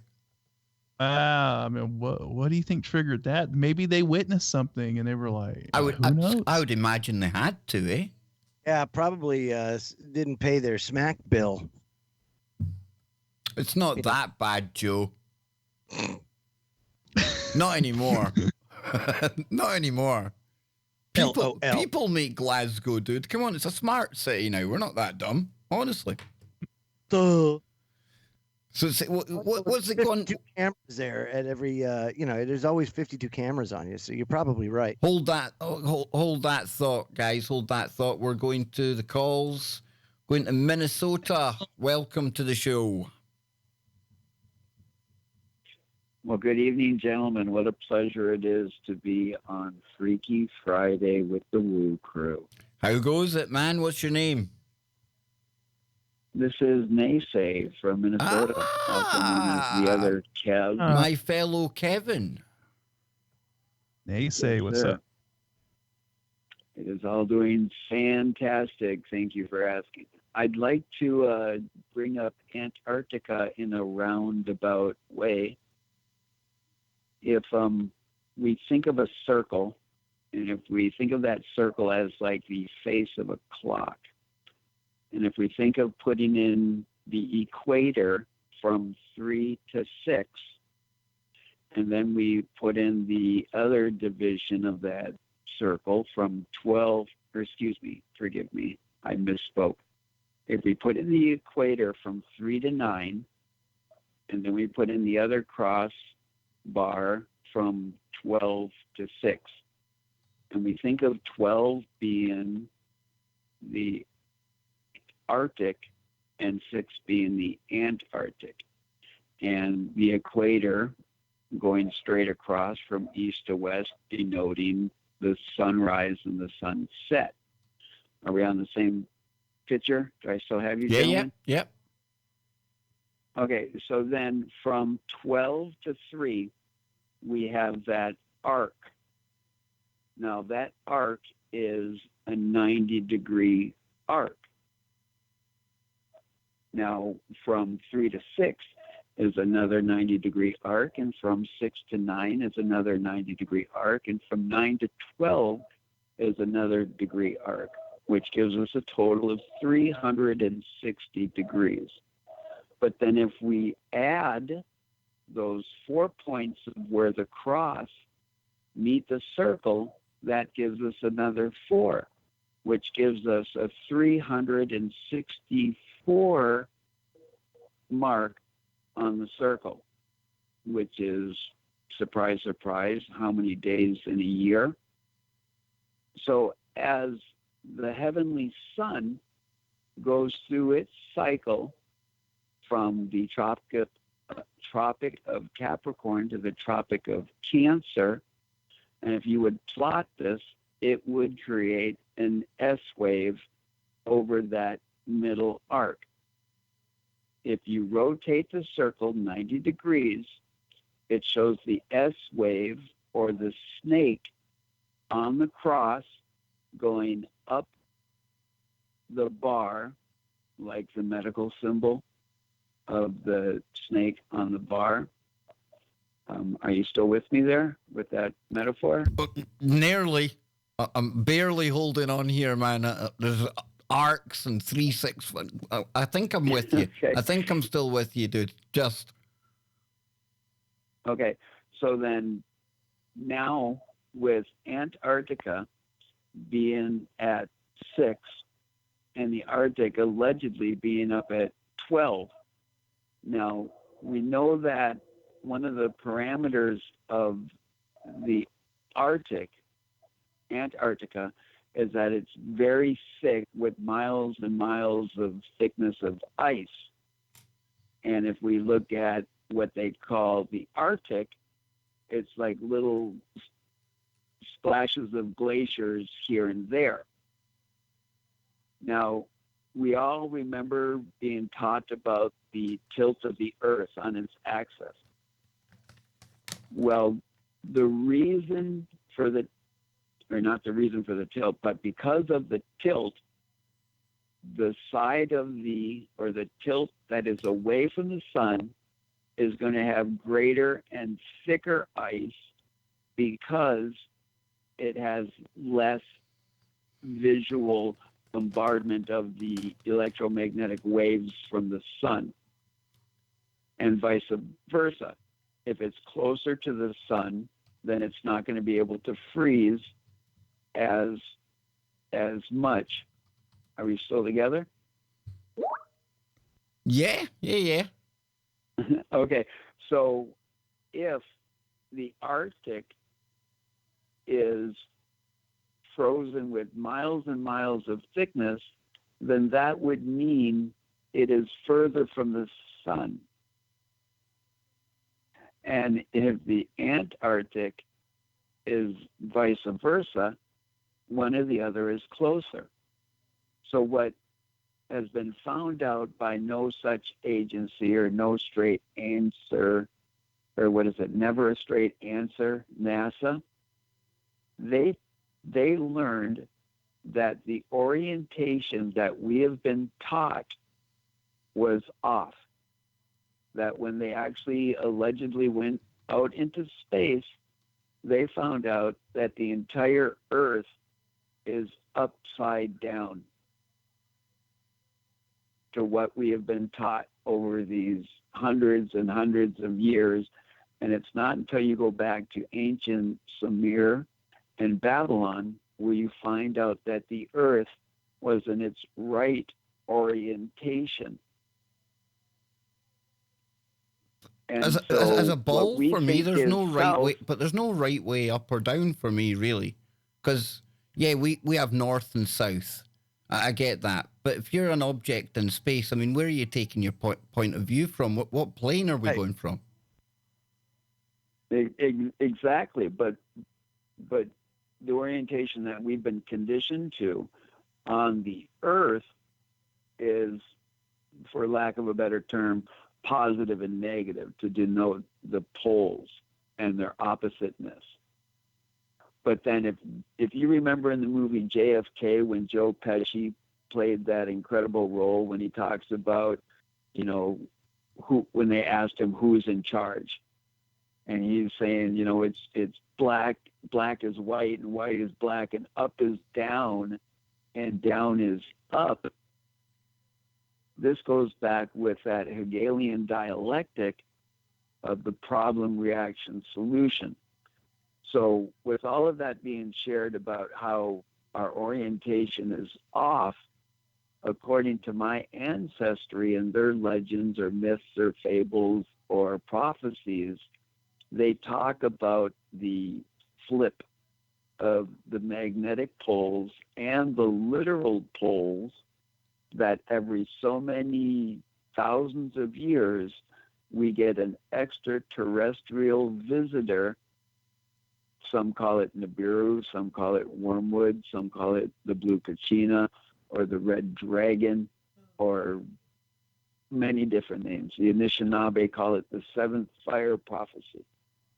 And they claim that when we start seeing these heavenly occurrences happen in such strange synchronicities as in what is occurring right now, that we are looking at the possible cataclysmic event of Planet X coming too close, which would really mess things up on the Earth. But if it's just far enough away that it makes a brilliant second sun in our heaven, would that not cause people to take pause and be like, wow, we just were missed by this asteroid, entity, meteor, whatever they want to call it, semantics. And wouldn't that be a good kumbaya experience? However, if they were fear-based trauma and said, hey, it's coming at us right now, we know that the powers that should not be, under the guise of Alternative 3, have set up their exit strategy, either their deep underground military bases or the alleged bases on the moon and Mars, and now Elon Musk and Gen X and this whole want of how do we survive in the vacuum of space. So is all of this distraction of this craziness that is occurring to keep us away from looking at the true possibilities? Because I believe, think, feel that the biggest distraction that we have been bombarded with, especially in the truth movement, is the flat earth theory.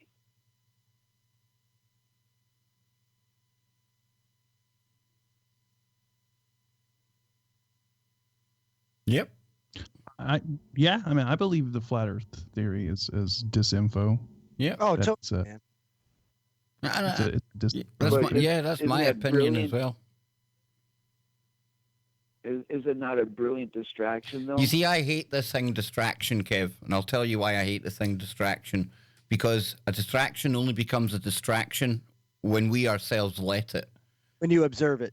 Yeah, and it's down to us not to get too focused on one thing, and it's a personal thing. You know, it's up to the individual to make sure. You see, this distraction as well. Some people are more interested in one topic than the other, and that you could say, well, you're not checking out everything else. But everyone's different. We're all on our own journeys, and I'm sure there are distractions out there. But again, it's only if we allow them to become so. If that makes sense. I think it's up to us. I think it's up to us. Yeah, I think it's up to us to make sure that we stay on our toes, and it's hard to keep your eye on everything, Kev. It truly is. But I want to go back to this Planet X, Nibiru, Nemesis, so many different names, Wormwood, things like that. Do you think it is coming in? I mean, what's your opinion on that? Well, unfortunately, now that I'm blind, I'm not able to check it out as well as I can. So I call upon some of my sighted friends to look into it deeper with the images and stuff like that.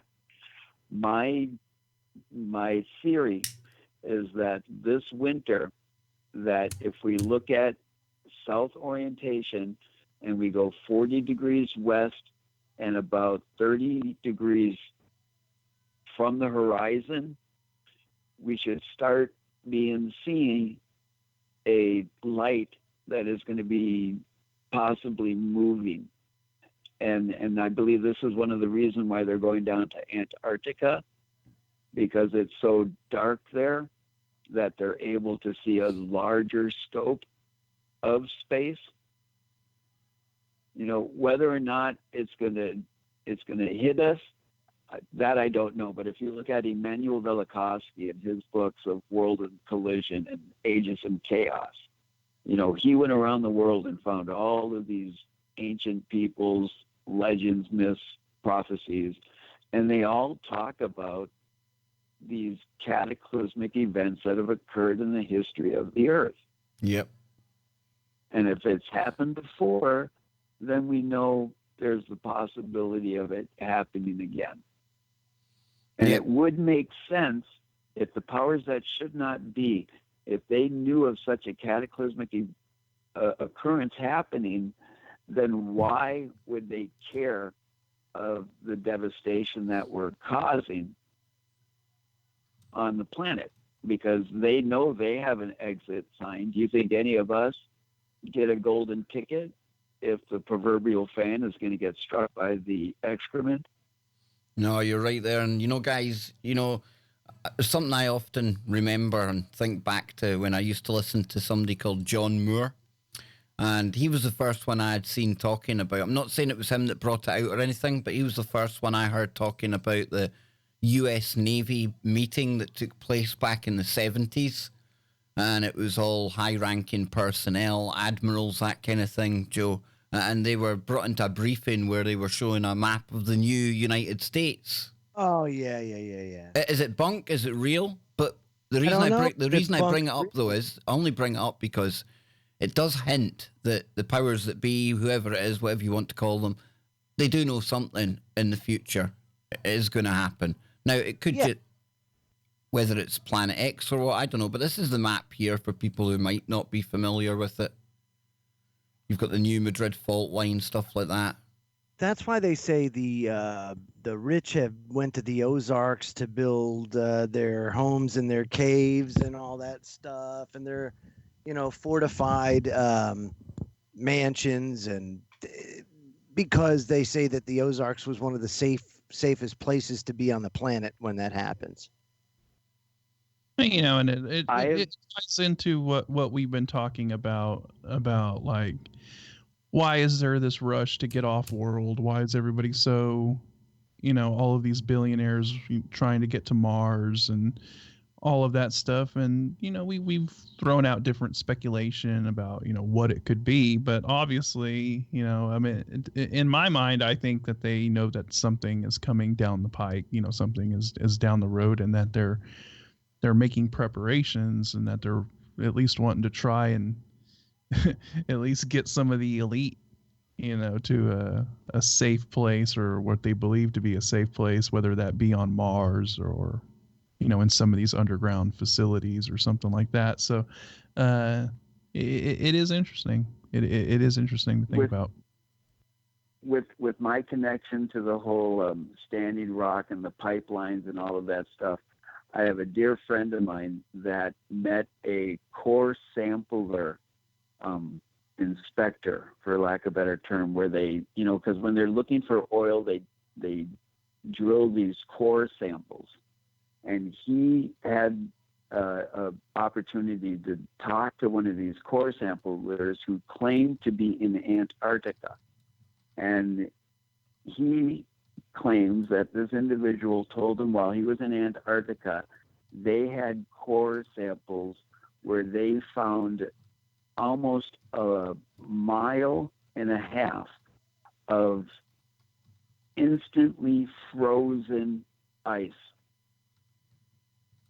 where they claim within matters of moments, this whole layer of ice froze. And you could probably imagine the cataclysmic event that occurred in order for such a thing to occur.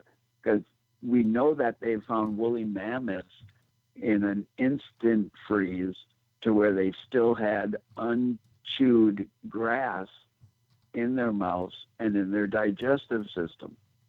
Yeah, and this goes back to like these instant cataclysms that like Randall Carlson talks about, right, Joe? When when you go back and you look at these events that have occurred that occurred very quickly, within a very, very quick it happened in a very short amount of It's time. a short amount of time, not over millions of years, like they say.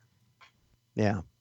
Yeah, and that's I believe that, and I also believe that even the ancient texts speak of it when they talk about the great men of old, the old men of renown. Those it speaks of the gods prior to Adam, or the creation before, if you will, or I guess human 0.1 or something, whatever you want to call it, but a different time, a different, and so that I truly believe that we've had different incarnations of humanity. Well, we're almost out of time, and Kev, great talking to you again, man. It's been a while. And we're, like I say, we've only got 10 seconds left, folks. Can you believe that? What great callers tonight. Absolutely. I thought I was going to get lost there when we were going arcs and things like that, Kev. I almost fell off the earth at one point, but you got me back. Planet X, for me, definitely an option. Always on the table. Brent Thomas after the break. Paranormal Portal. We'll be back next week. We'll be back on the weekend stream tomorrow. Wherever you are, make it TFR. And Denny, touch that dial.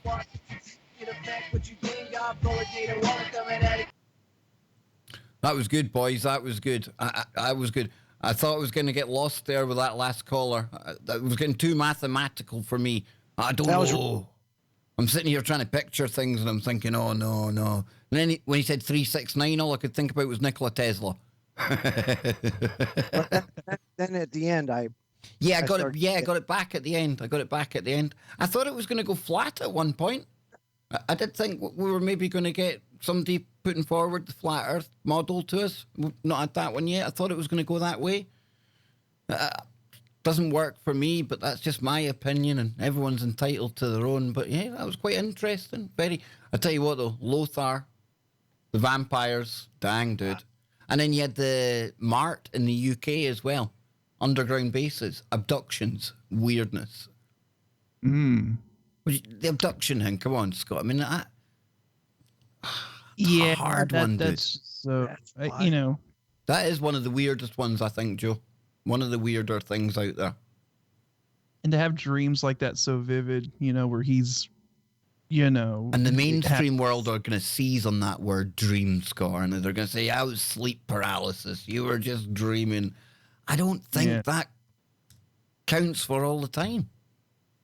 I mean, how does your mind just all of a sudden decide it's going to dream about having tissue samples being removed and all kinds of like weirdness like that? I mean, and you often hear that these maybe people, if you're looking into a subject and you're like focusing on that kind of thing and maybe like reading a bunch of accounts and stuff, maybe you would have a dream or something like that. But I don't know. He said he had the dream 3 nights in a row, right? And then there was UFO sightings near the area and all that stuff. The ones I was looking into as well, Scott, they were nothing to do with the paranormal or UFOs or anything from that genre until they were kind of thrust into this scenario. So it's not as if, like you were saying there, and that's what I sometimes used to think. It's maybe coast to coast listeners or and that's not to criticize coast, but it's people listening to that material. It's putting it into their consciousness. And it's almost manifesting itself.